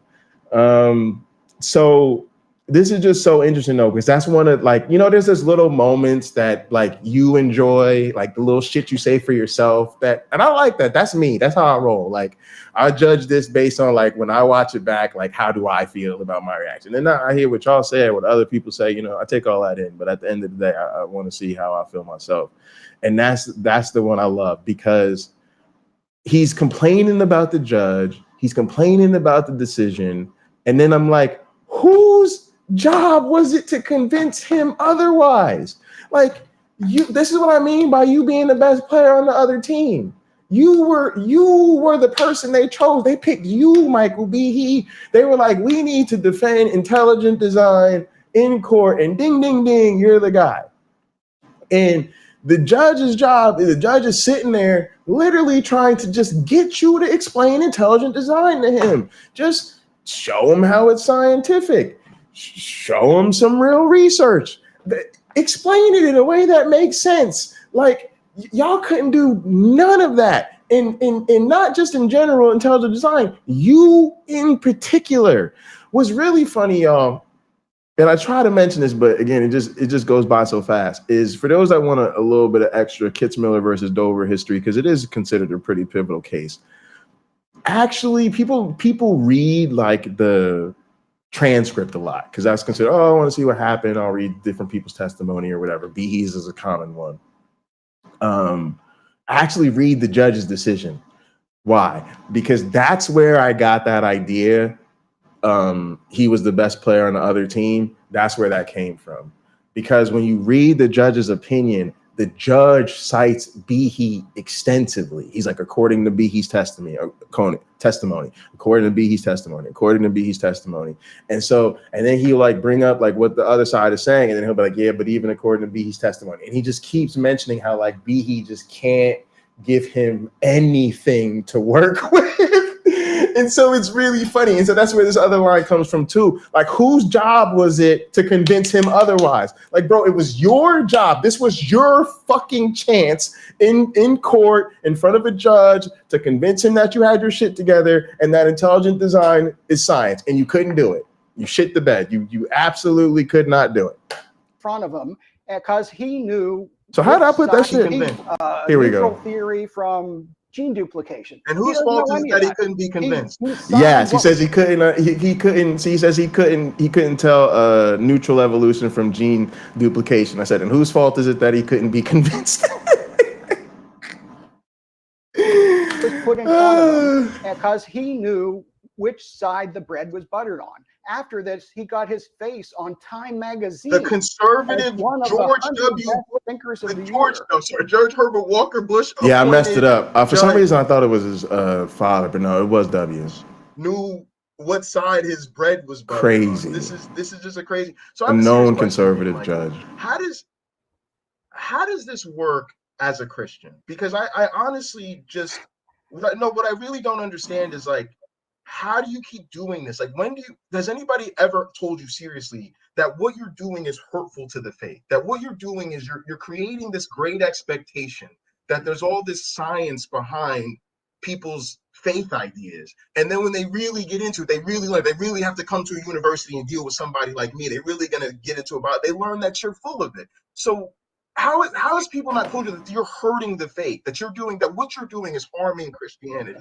Okay, Well, I have some real questions for this man, right? And I had a bunch of them, and I had them like prepared. They were things I really signed up for this for. Like, I want people, if I'm gonna have to wear the fucking stench and the scarlet letter of having actually had a public conversation with Michael Behe for the rest of my life, I'm going to fucking take my shot, and I'm gonna ask him the shit I really want to ask. And the thing I like about this, because we could have structured this a whole bunch of different ways or whatever, I like that there was no transition.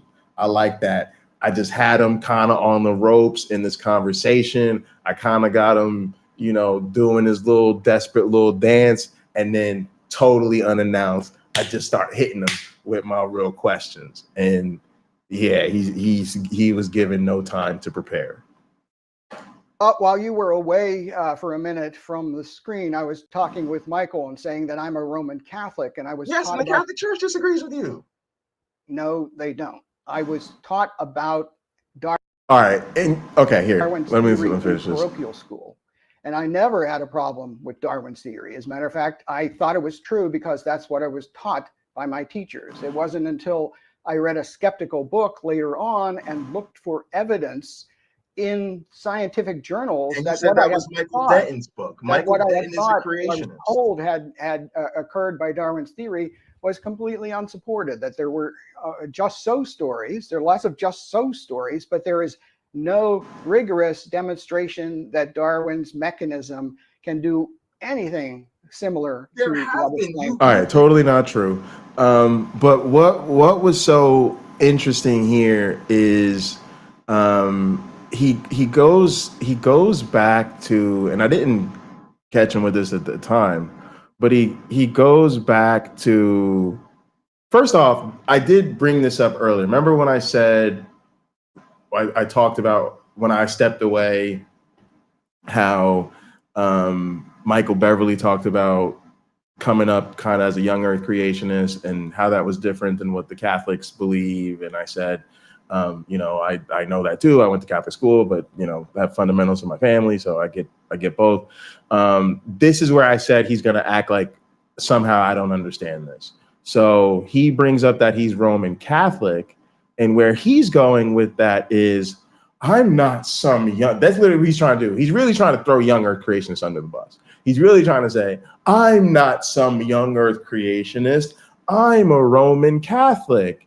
And the Roman Catholic Church accepts evolution, and I was taught evolution. And so when he says, I'm Roman Catholic, I go, yes, and even your church doesn't agree with you.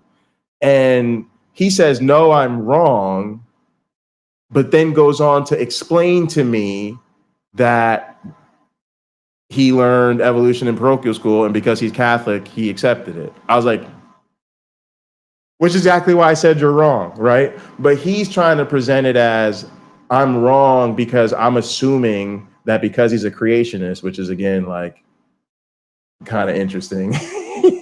so you are a creationist, kind of like, I know, but he's just assuming that since I think he's a creationist, I'm confused, and I think he's like a young earth creationist, like some evangelical. And I never said that because I already knew Michael B. is Catholic, and when I say his church doesn't agree with him, it's because the Catholic Church accepts evolution.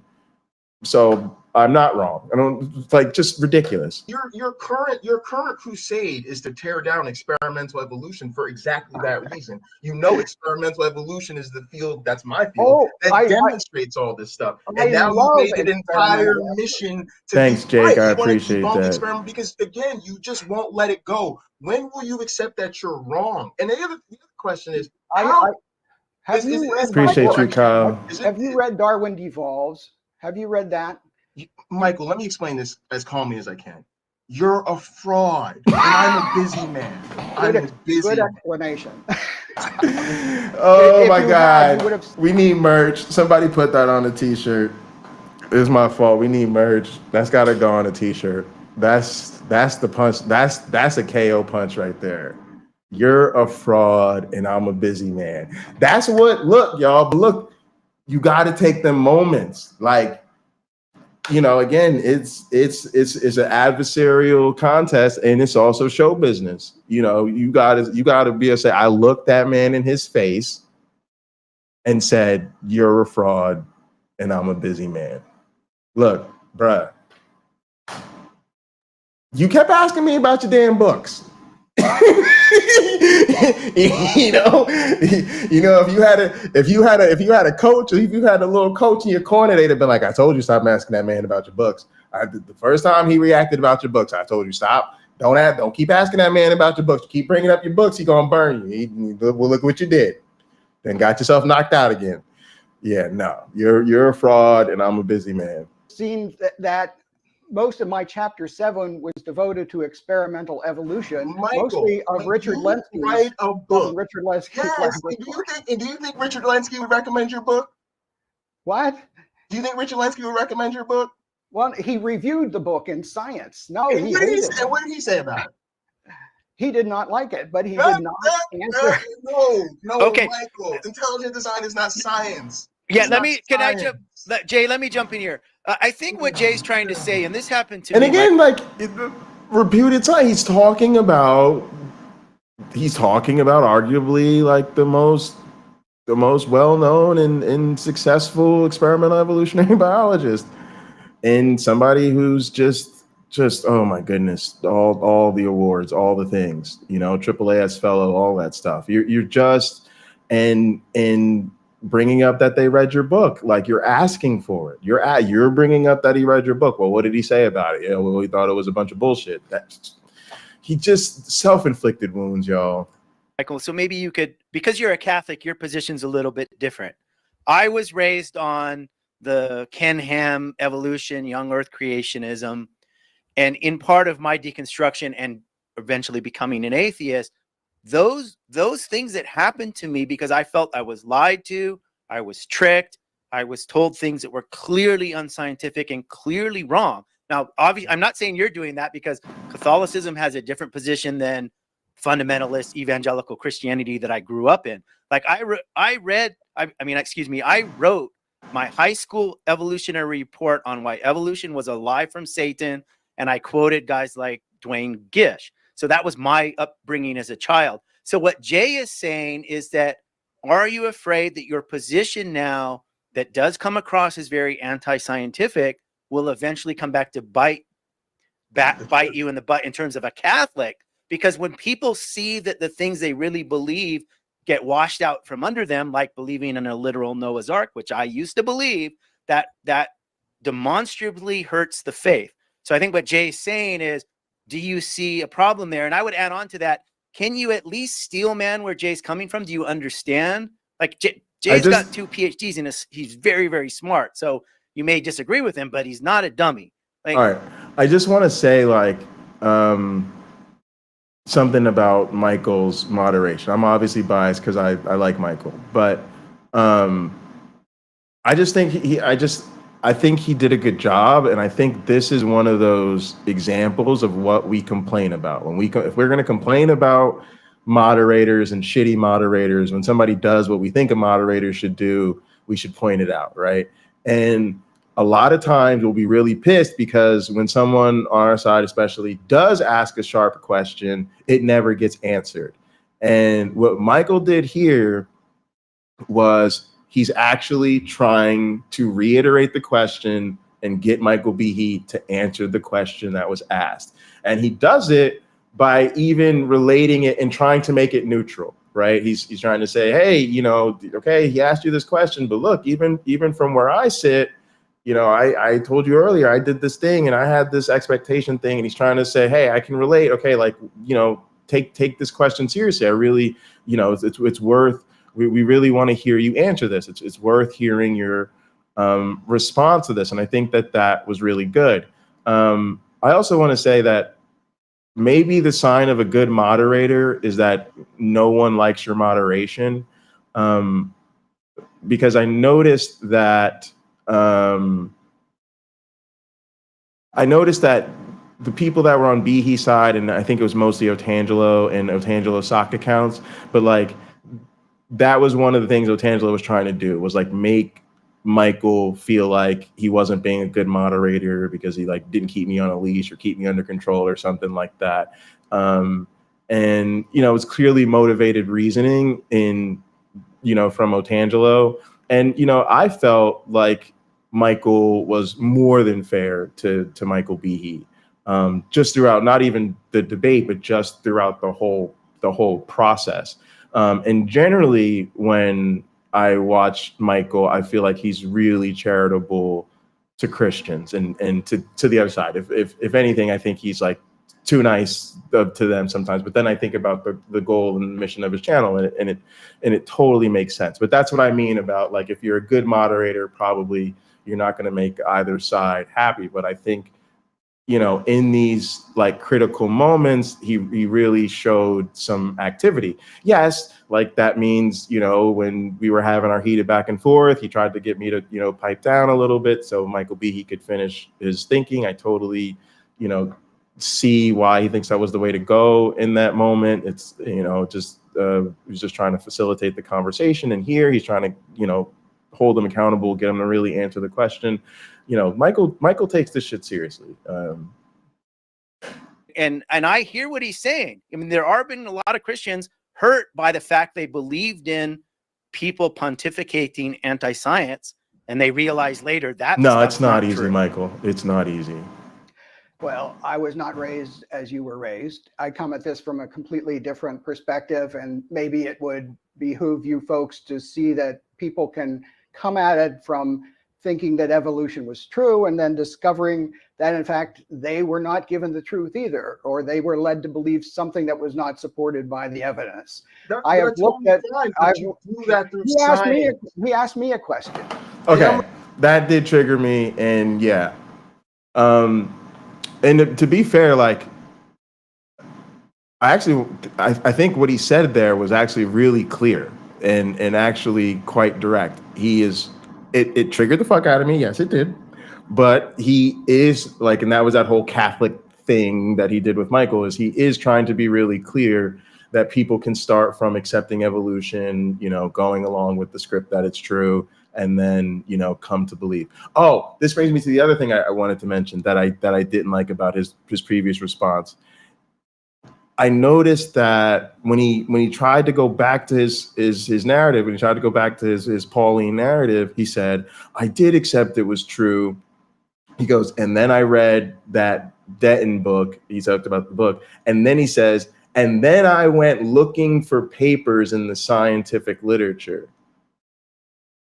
And this is the first time I caught that he said that. And I thought to myself, the same scientific literature you couldn't present when asked at trial. See, this is how they do you, y'all. This is how they do. You got to be they say so much. And it's just like, if there are words out of their mouth, there's probably something you need to be paying attention to because something sleazy is about to happen. But I noticed that, right, when he originally told us the story, there was, I became faculty at the school. I read Michael Denton's book. And then I started that. Now he slips in that he actually went to go look for papers and stuff after he read the book. But again, you couldn't present a single thing at trial. And even today, couldn't present anything. Still, it didn't give us any peer-reviewed research. So what papers did you go looking for that you still have not presented to anyone 20 years later? This is why some people might think you're lying. responding to your response. It's how conversation works. It's not a monologue. You said you answered the question. Now I'm responding to what you said. It sounds Well, like it to me. well, my question does dovetail All right, into Ember's. let me ask a question so that you're not. Okay. It has been. Kyle, yes. This is such a great point. All right. We're later, but still, we're gonna check this out. He got stuck in a work meeting, so he's still powering through the intro. Appreciate you, Kyle. But he said, I'm surprised Behe didn't drop off the call during the call out of his bad history. Did he just zone out? Is he numb to all this now? There is a sense he's numb to all this now. I think that's a really profound insight. Yeah, because like, you know what I'm saying? He's going to be fighting words if you call out, if you say some of this stuff about most people. And if you say it to my face, we're really going to have a problem. But yeah, I think he knows this is how people feel about him and knows that he has to sort of carry the weight of his being discredited now. And he just, I guess you get used to it. 25 years since my Darwin's Black Box was published, and none of the examples that I gave in that book have been demonstrated to be attainable by Darwinian process. Nobody has, hardly anybody has even tried. Gang, just read the review of Darwin's Black Box by the National Center for Science Education. There's other reviews. Well, there is a. Okay, so let me ask you. Now look. That is something that I think is an interesting tactic. I think this is something that's good practice, and I think it's facilitating transparency. I'm simply sharing with the audience the materials I used, some of the materials I used in, presenting my stuff. I'm providing something that's free. I'm providing something people can just Google and they'll have access to it and they can read it. And it's from a reputable source. And I think you should be able to do that because, again, you're working in a very limited time window and you're often not going to have time to go into things or name citations. But I think being transparent with things like that is good. And to the extent possible, if you can make it something free and easy for people to get access to and read, that's better. And that's the thing about Behe. Like, this is the thing where, again, shout out to them because this is the same thing. You could easily discredit, but you could criticize the National Center for Science Education for platforming him or writing a blog about him or whatever, right? But there have been there is this need to respond to these people. Really good organizations, scientists, educators, and people have done that. And it's good to share their work because they've taken the time to do it. But yeah, like, it's like, bro, like, this has been done. This has been crowdsourced to the professionals. And again, you just can't stand up to this stuff. It's really weird that he thinks this is an opportunistic time for a sales pitch. I went to Catholic school growing up, and my understanding was that the three central virtues were like faith, hope, and love. Okay, and boom, here's another one, y'all. I'm going right into it. No apologies, no questions, no preparation, nothing. Right into my next big prepared question. And again, I know he's Catholic. I've thought about him being Catholic, and I've prepared a very Catholic schoolboy question. We about to talk Catholic schoolboy to Catholic schoolboy, one-on-one. Or charity, we were sometimes called. Central virtues were like faith. All right, here we go. And my understanding was that the three central virtues were like faith, hope, and love, or charity, we were sometimes called. Faith, hope, and charity. Would you say that those are?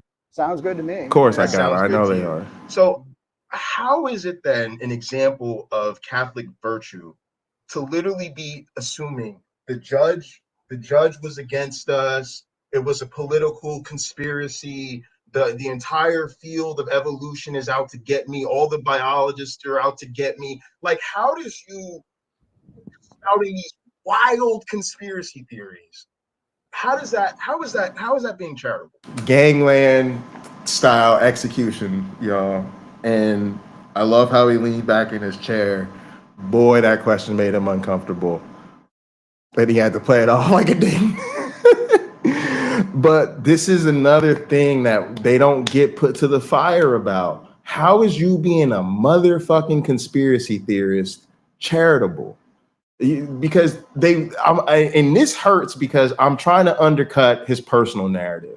A lot of this time, I have undercut things he says in the public, who he pretends to be, and his scientific legitimacy. All things he's probably gotten very comfortable and used to. But right now, I just tried to undercut the man he sees in the mirror. The man who argues that it's okay to do all this because he's doing it for a cause, he's doing it for his faith, he's doing it for Jesus, he's doing it because da da da da da. I look him straight in the face. How is this Catholic?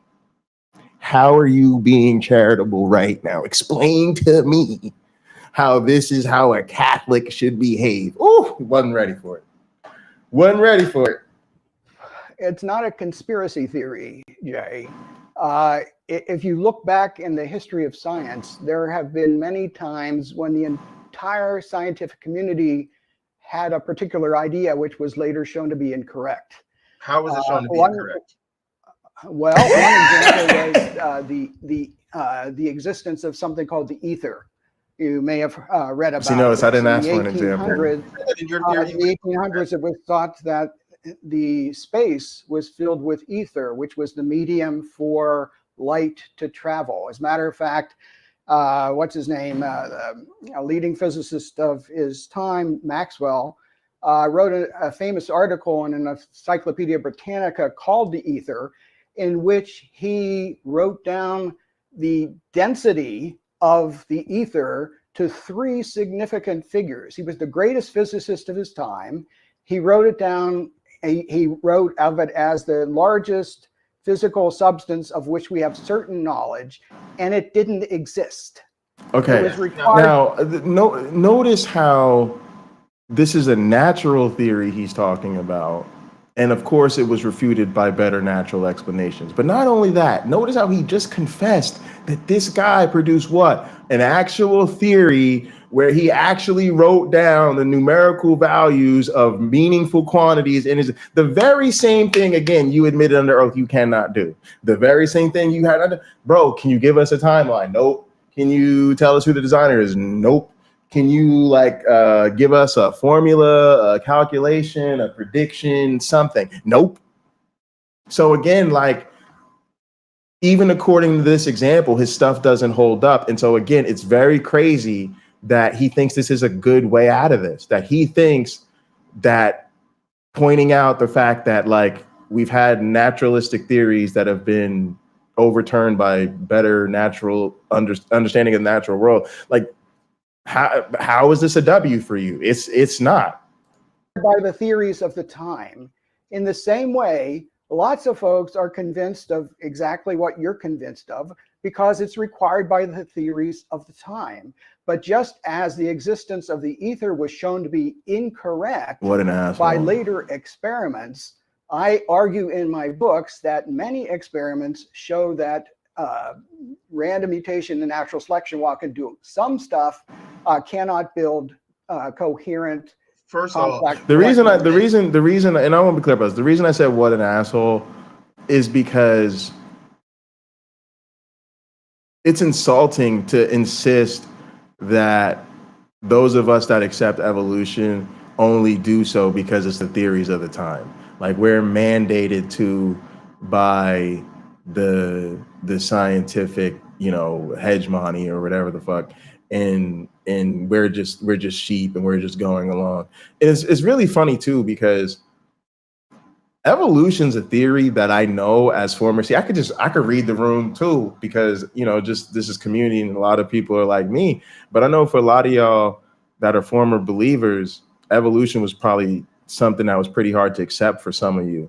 And it was definitely something you kind of wanted to know a little bit more for yourself than some other things. How do they power a rocket to get into space? You're like, I don't know. They hire some astronauts and they figure it out, right? How do you build a vaccine? You're like, I don't know. I just go to the doctor when my mom tells me I need to and I take one, right? But this evolution thing, you might have wanted to go looking into a little bit more, right? And so it's crazy insulting to not accept that people do this because they've they familiarize themselves with the arguments and the evidence and the theory, and they understand that it's supported by the weight of the evidence. And that just kind of irritates me that he's just it's sort of like the atheism as a religion type of bullshit. You are misrepresenting Darwinian evolution. Darwin's central claim is not that random mutation must be sufficient to do all of this. That's just wrong. But further, how was the theory of ether? Here's my point. That theory, first off, is not comparable to yours because that was a natural theory. The ether may be wrong. It may be something that's no longer the case, but it was still a natural mechanism that was proposed, and it was eventually undermined by better peer-reviewed experimental research. That is what we can't do with your stuff. You keep pointing out the holes and sides, but you cannot get. When are you gonna put up or shut up? When are you gonna publish something? When is somebody gonna review your book and go, Michael Behe was right? All those people were wrong. It doesn't happen. These are the moments I need to sleep at night. Okay, when people start throwing fucking tomatoes at me for platforming creationists, I just need to be like, yo, I looked that man in his face and I was like, when are you gonna put up or shut up? When are you gonna publish something? To me, y'all, this is what so many people are afraid to ask all of these apologists. When are y'all gonna publish something that legit people buy into? And how long are you going to continue to make excuses for your inability to do so? And then you're right back to the last question. How is it charitable in the absence of you producing anything to assume that everybody is part of a conspiracy against you? The judge, the entire scientific discipline. And again, I like to tell the joke, but so some of you new, like I haven't said this in a while, but this is signs that they don't know science. This is a sign that you're not doing legitimate science. And it sounds silly, y'all, but think about your work colleagues. Like, you probably don't want to. When I said think about your work colleagues, you're like, Jay, why the fuck would you want me to do that? Right? And that's what science is. Scientists are just normal people. Now think about having to get 3 of your colleagues together for an unscheduled coffee break. Feels like a fucking nightmare, doesn't it? What about 4 of your colleagues? What about 5 of your colleagues? This is what I'm saying. If anybody that knows scientists knows these motherfuckers are impossible, it's difficult to get them to agree to meet at any time, in any place, even online, to do anything, even shit that they're contractually obligated to do. Motherfuckers are contractually obligated to turn in their grades on a specific date. My dad is like, Jason, you have no idea how much suffering we do. My dad's a university administrator for community colleges. He's like, we literally have to threaten the faculty just to get them to submit their goddamn grades on time, right? This idea that there is some scientific conspiracy against intelligent design shows that you just don't take working with scientists seriously, because you cannot get these motherfuckers on the same page about anything. Goddamn, organizing a scientific conference just sounds and feels like a fucking nightmare, like planning a wedding times 1,000. Like, oh my God, it's crazy. That is literally crazy talk, bro. Let me go back a few blusters ago and say that how about the Big Bang Theory? It was only in the 1920s and 30s that physicists thought the universe was eternal and substantially unchanging, and then still the motion of the natural galaxies. Theories. Intelligent design is not a natural theory. No. Boom, got him. Science. And supernatural is not science. It's not science. It was proposed that the universe had a beginning, and you may or may not think of it, but at the time that impressed many physicists that must have been And he goes back to talking about his refuted example because he can't counter me saying your theory is supernatural. He just wants to like glide over. He wants to go, no, no, no, and then glide over it. an event from beyond nature, because that's responsible. No, Show me an the scientist event said from something must have been nature. beyond nature. You are lying about the fundamental nature of science. And I will tell you something I heard very interesting about your story. It's very hang on, because I'm about to shut him down because he done just pissed me off. Because again, like to tell me that the scientists thought it was beyond nature, motherfucker. What were biologists called before we were called biologists, bro? We were called naturalists, bro. Like, stop fucking me, bro. I say this shit all the time. Science provides natural explanation of natural phenomena. It's got natural all up in that bitch for a reason. That is the constraints we are operating with. We literally define it as methodological naturalism. We're limited by a very natural process. That is all we can use, and we can only use that natural process to answer natural questions. I am not going to let anybody sit up in my face and tell me I got to hear about how scientists thought some shit was beyond nature. Maybe personally they did. Maybe they wrote in their books that they did, but no. Not they. That is just not scientific, and so whatever. And again, it's just always back to a person said a thing. All right, but here's where things get interesting because I'm going back to his thing because now he just because again he done been fundamentally misrepresenting evolution. Now he just gonna fundamentally misrepresent science. He been ducking and dodging. All right, now I'm done playing with this man. So. Now I'm circling back, and I want to remind y'all, when I get into this man's story about his academic journey, he brought it up. He said, because I thought this, and this was part of my thing, but I wasn't even really going to go there, but then I remembered that he said that shit. And I was like, I can't believe he actually said it, because you have to understand, when you're preparing for a debate, you putting your shit together, and you piecing the things of the puzzle together, and it really bothers me that he has this Pauline narrative and this bullshit ass inconvenient backstory, and it's abuse of the system, and it's really fucked up. But I'm like, all right, it's not in my presentation, whatever, we're gonna leave it alone. But then he went there when he was talking to Michael and actually used it. He actually did the Paul shit where he uses his Pauline, and I was like, oh, hell to the no.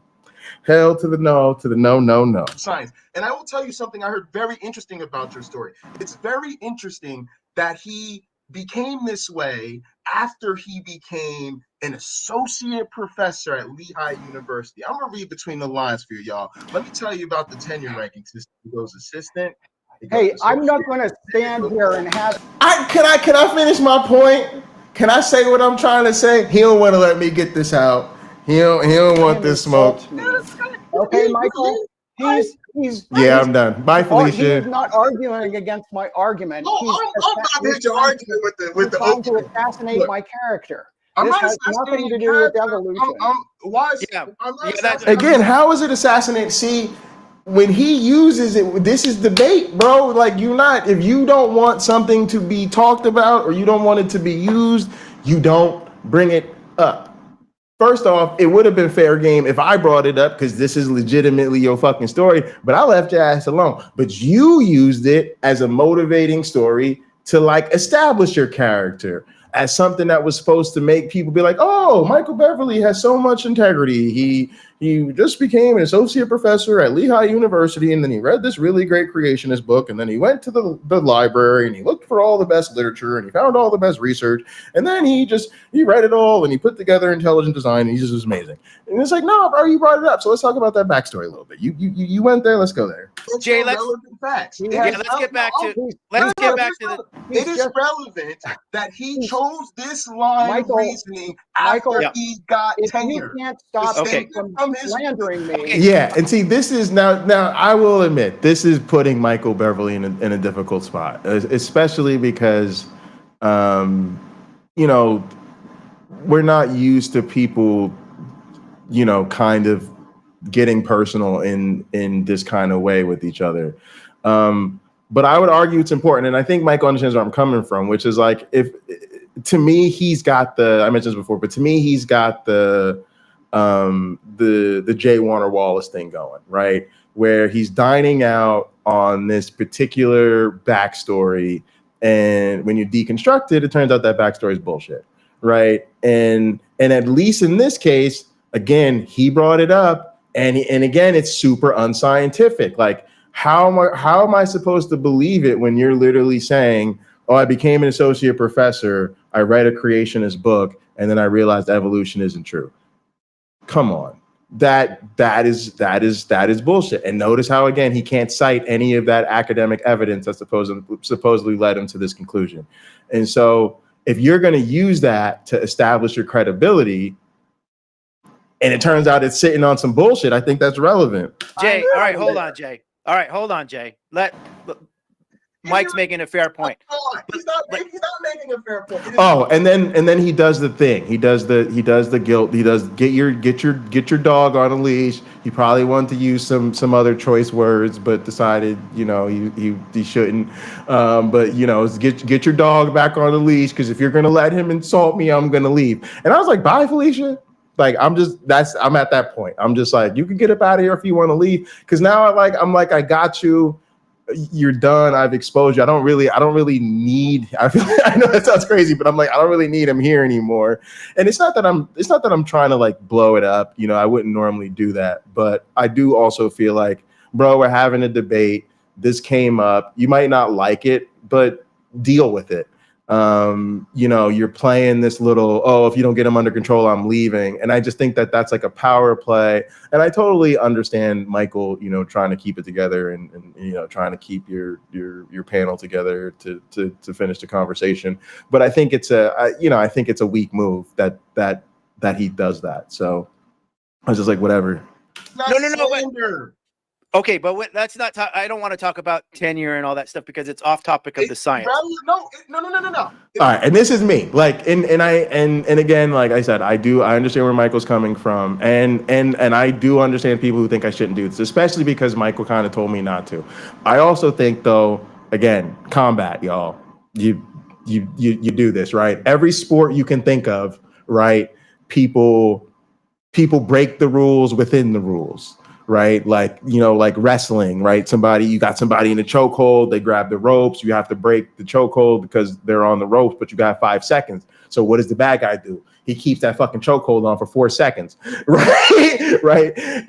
People are gonna push and shove until the ref calls a foul, and then when the ref calls a foul, they're gonna push and shove until he calls a technical foul. So I just think I'm in a situation. I'm in full attack mode. I do realize that this is kind of a knockout punch. I do think this is now that I've kind of got this notion in my head, I'm like, this is the killer. I've pretty much destroyed this person, but this is the cherry on top. And so I just go for it. And setting my feelings for Michael Beverly aside, because again, I like Michael Beverly, and I think when people are on Michael Beverly's channel, they should do what Michael Beverly says. But overall, I think when we're on our side of these debates and we're in different spaces, make your point, because these people are never successfully moderated. They always make their personal attacks and say their little fucking bullshit. And so if you've got something you feel strongly about getting in there, it's show business. Like get it in there. Everybody's going to do what they're supposed to do. A good moderator is going to moderate you.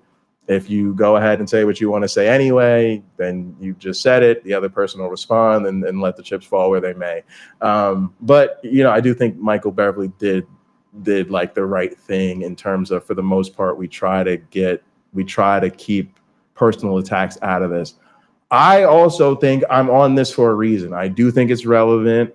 I do want to bring it up because I do think he's abusing the system. It also really pisses me off now that I'm realizing it isn't just he abuses the system, but this is his backstory. He uses this as his sort of backstory. And so I think I have good reason to sort of challenge. Like I have a good contest. I'm saying, yeah, but if he's going to run around the internet saying, you know, this is his Pauline narrative, you know, I'm going to take it down. Because it's relevant that his department had to make that statement against him. Why did they do that? Michael, they did guys. that because when you're I've said my piece. Okay. Yeah. You sure did. It was Michael, wise. Okay. I enjoyed talking with you. Jay, if you're ever back in Pennsylvania, let me know. But I'm going to say goodbye. I'll tell you you're a liar to your face again over lunch. Thank you very much. Consider retiring. Please do us all a favor. Thank you. And then again, y'all, like I'm gonna sleep easy because when people throw tomatoes at me for talking to Michael Behe, I'm like, again, I looked them in his face, told him, hey, let's have lunch. I'll call you a liar to your face over lunch, and then I told him to retire. I sincerely, politely asked him to retire. Because again, like, go for it. Like, that's what I'm concerned about. You understand what I'm saying to you? Like, it's not even just, it's a few things. One, it's like how I really think as professionals, we should deal with these people. Like, I think scientists should take it a little bit more personally. It's not because you're anti-science, you're undermining our education. I didn't get into this, but I'm gonna get into this real quick here for y'all. When I really thought about how I feel about Michael Behe going into this, the analogy I thought of was, imagine if you're like you build houses, and every night every day you get up, you're working all day in the hot sun, you build a foundation, God forbid you're feeling ambition, you throw some walls up on that bitch, and then every night some crew of demolition idiots, just for fun, they come and demolish the whole shit. So you show up the next day at work, you build that shit all the fuck over again, you call it a night, you go home, get to sleep, sure as shit, here they come demolishing the shit. You're eventually going to confront them motherfuckers. You are not going to just sit around and let people undo the hard work you do every single fucking day and act like it's okay. Nah. At some point, you're going to say, oh, okay, I see you knocking down my shit. Today, you're going to deal with me. And so there's a certain bit of like, let's stop playing with these people. Let's let these people know how we really feel about them, and let's expose them. Yeah, you might have thought you showed up to have a polite conversation. No, you showed up so we could expose you and let the people know exactly who the fuck you are. On top of that, there's the social stuff. Like, I'm not finna, you know, sit down and play poker with a Nazi and smoke cigars and drink cognac. Like, if you invite me to the party, you invite the Nazis to the party, somebody's getting punched in the face for my liking, I'm gonna just start beating the shit out the Nazi and let the chips fall where they may. Whatever happens, happens. If he dies, he dies. You know what I mean? It's like, you know, it's like, and you know, and that's what I'm worried. And I'm not saying that that's right or that should be everybody's strategy. I'm just saying that's what I'm worried about, because that's my friends. Y'all know my friends. Y'all know who my friends are. You know how my friends roll, and you know how my friends handle people that are soft on Nazis. Not very well. So I don't want to go back to my crew and have to hear like, why are you getting all friendly with Behe? Like, what's up with that? No, I went back to the crew. I was like, yeah, I exposed that fool. So there's a social thing. And then just me personally, like my own personal ethos. Like, I really don't like that man. I really don't like creationists. I really take what they do very seriously. You know, I take it personally on a lot of levels. You know what I mean? I take it personally as a former believer. I take it personally as a scientist. I take it personally as an educator. I take it personally as a Black man. It's not a coincidence to me that most of the creationist movement is white men, primarily white men, right-wingers who are all snoozy with white supremacists. And once in a while, they're coon-aligned, you know, right-wing race traitors, you know. So when I look at what the right wing in this country is doing right now and what they're doing around the world, and I look at who they're attacking, and I see all of them jumping on the creationist train, doing creationist podcasts, having creationists on, and celebrating creationists. Yeah, I just have no tolerance for that. So, you know, so I feel like that's how I felt. Like I just felt like I'm gonna go into this. Michael Behe is gonna make the mistake once in his life to interact with me. I'm gonna make the most of that opportunity, and he probably not gonna make that mistake twice. He went on this track, y'all, after he got tenured. And that matters, right? I'm an assistant professor. That means tenure track. That means you're on probation. That means every single year you go up for review, and they don't have to renew your contract for any reason at all. They could just be like, we don't like the way you dress. You got your student review scores aren't high enough. Anything. They could just get rid of you for any reason. And everybody knows this. So it's very convenient that after he becomes an associate professor, once he gets tenure and he's at a new university, now he comes out with this stuff. And you know they tried to fire him, but since he had tenure, they couldn't. So that's why he has a disclaimer. Y'all, I have never met an academic. That does not happen. Okay. It means And I want y'all to probably check out the rest of this on Michael Beverly's channel. We did have a little bit of a good discussion there. I think it was actually really good, so I would definitely check it out. But I want to kind of leave something over there because this was Michael's event.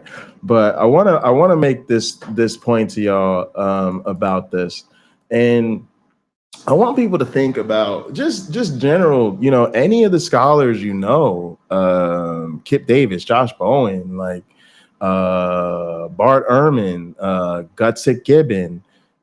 This process is so long, and you know, it's just like it's so great to have like somebody like Dr. Ben have a channel because he could really talk to you about what the whole process of becoming a doctor is really like, not just in terms of like, oh, I want to be a doctor and go to med school. Like, what it's really like to go through med school, then you got to do residency, then you got to find a job. Like, it's just crazy, right? And it's very similar for academics. Like, it's not just go to grad school. You go to grad school, you get a PhD. A lot of us become postdocs. That's how you get more experience with your research. And if you're fortunate like me, also sometimes you'll get additional teaching experience.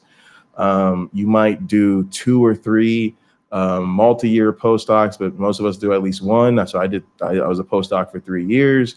And then, you know, so many academics don't ever find tenure track positions. They accept researcher positions that are just kind of year-to-year contract positions.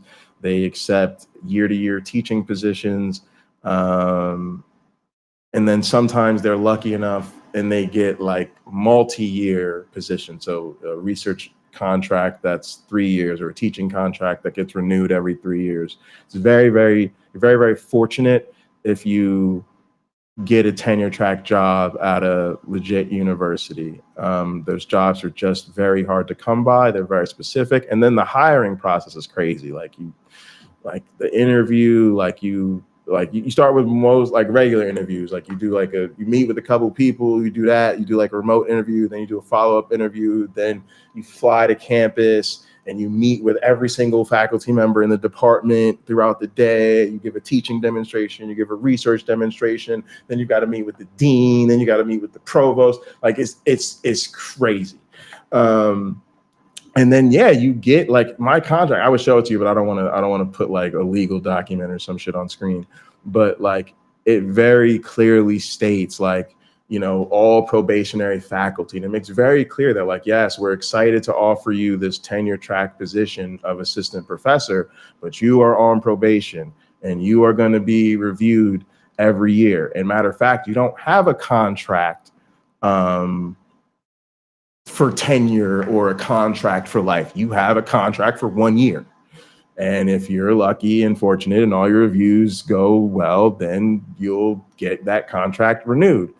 And so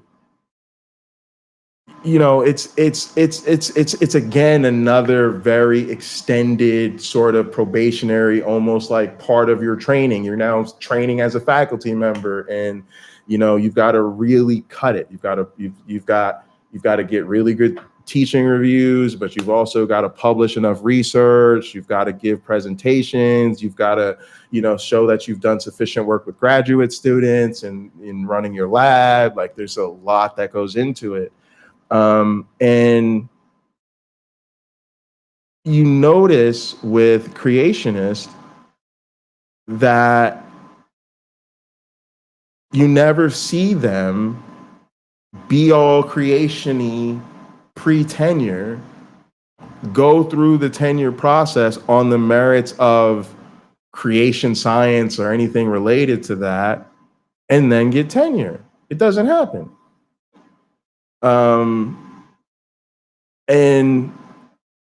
But they put out their Michael Behes, like, here are our scholars that are standing on business, and they're such legit scientists, and therefore, by extension, intelligent design is so legit that they have tenure at these major universities. That would be huge. Then that's what I don't think people even realize. Like, part of the reason you got to talk about that is because that deserves an explanation. Are you serious? Like, is creation design literally that serious that you could get tenure based off that shit? Because remember I told about, like, you know, intelligent design not doing the things a normal scientific theory does, right? And, you know, functioning in the real world the way a real scientific theory would. Tenure and promotion is part of that.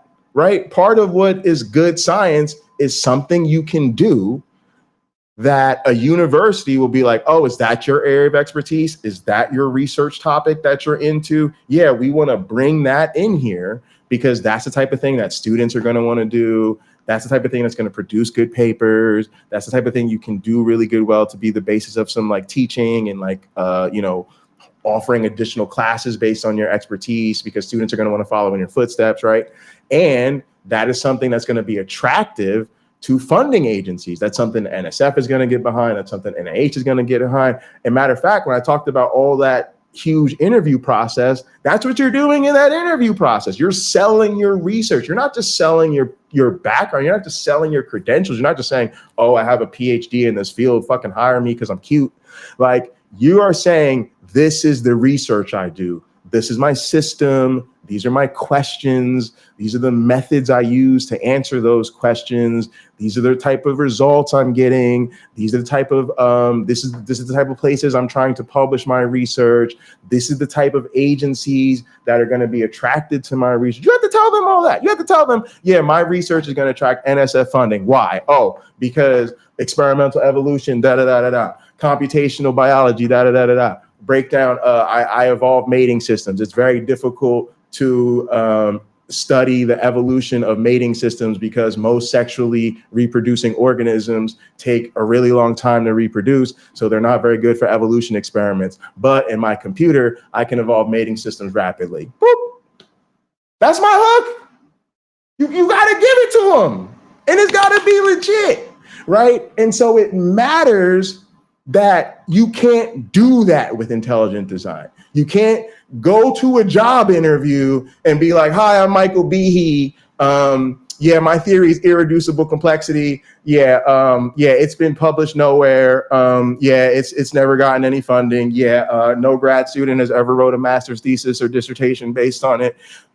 Yeah, and they're gonna be like, oh yeah, sure, yeah, we're gonna hire you. Oh yeah, sure. And then every year you're gonna go up for review and be like, oh, and what have you done this year? Oh, more irreducible complexity. And what has that led to? Oh, absolutely nothing. Oh yeah, sure, we'll renew your contract. And then eventually you get tenure off of that shit. That's how they say it, y'all. That's what they make it sound like. And I'm telling y'all, and hopefully now y'all understand why I took all this extra time to explain all this to y'all.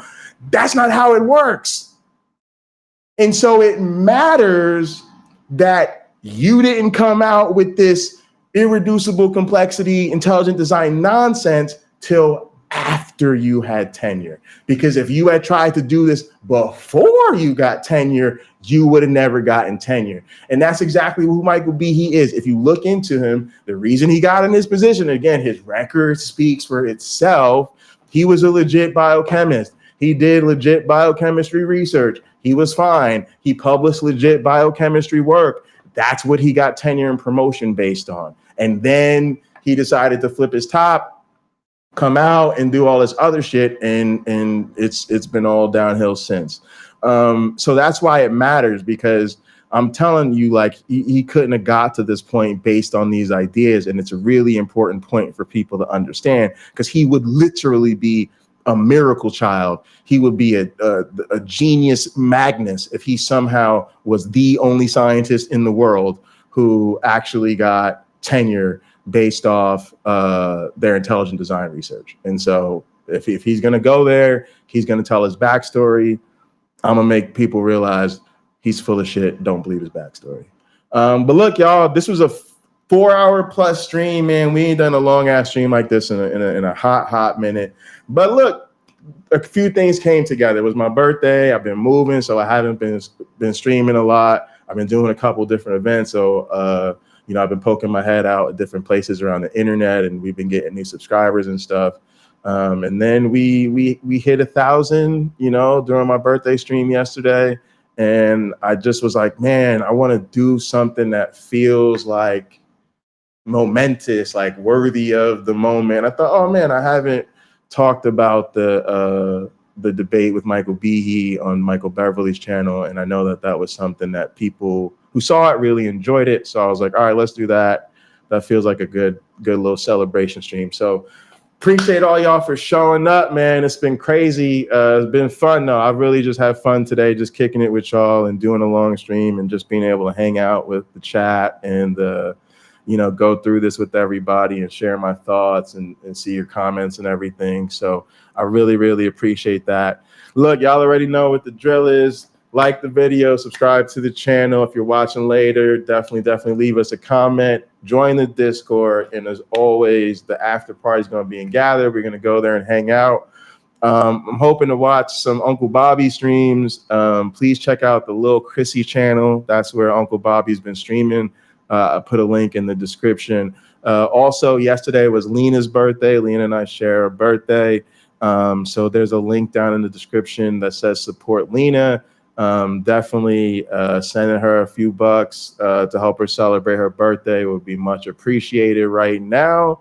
And if you can, definitely come hang out and Gather later and wish Lena a happy birthday. I'm sure she'll really appreciate it. Again, Michael Beverly, man, thanks for letting me share this, man. I really appreciate it. Thanks for inviting me to do this, man. You made it happen, man. I'll be honest, like Michael Behe was, you know, like I said, we talked about it before, and I was kind of iffy, but Michael Behe is definitely on my list of creationists I definitely would take a shot at, and you kind of gave me an opportunity, so I was like, look, let's just do it. So thank you, man. I really appreciate it. Links in the description for everything, y'all. Appreciate y'all. I will see you soon.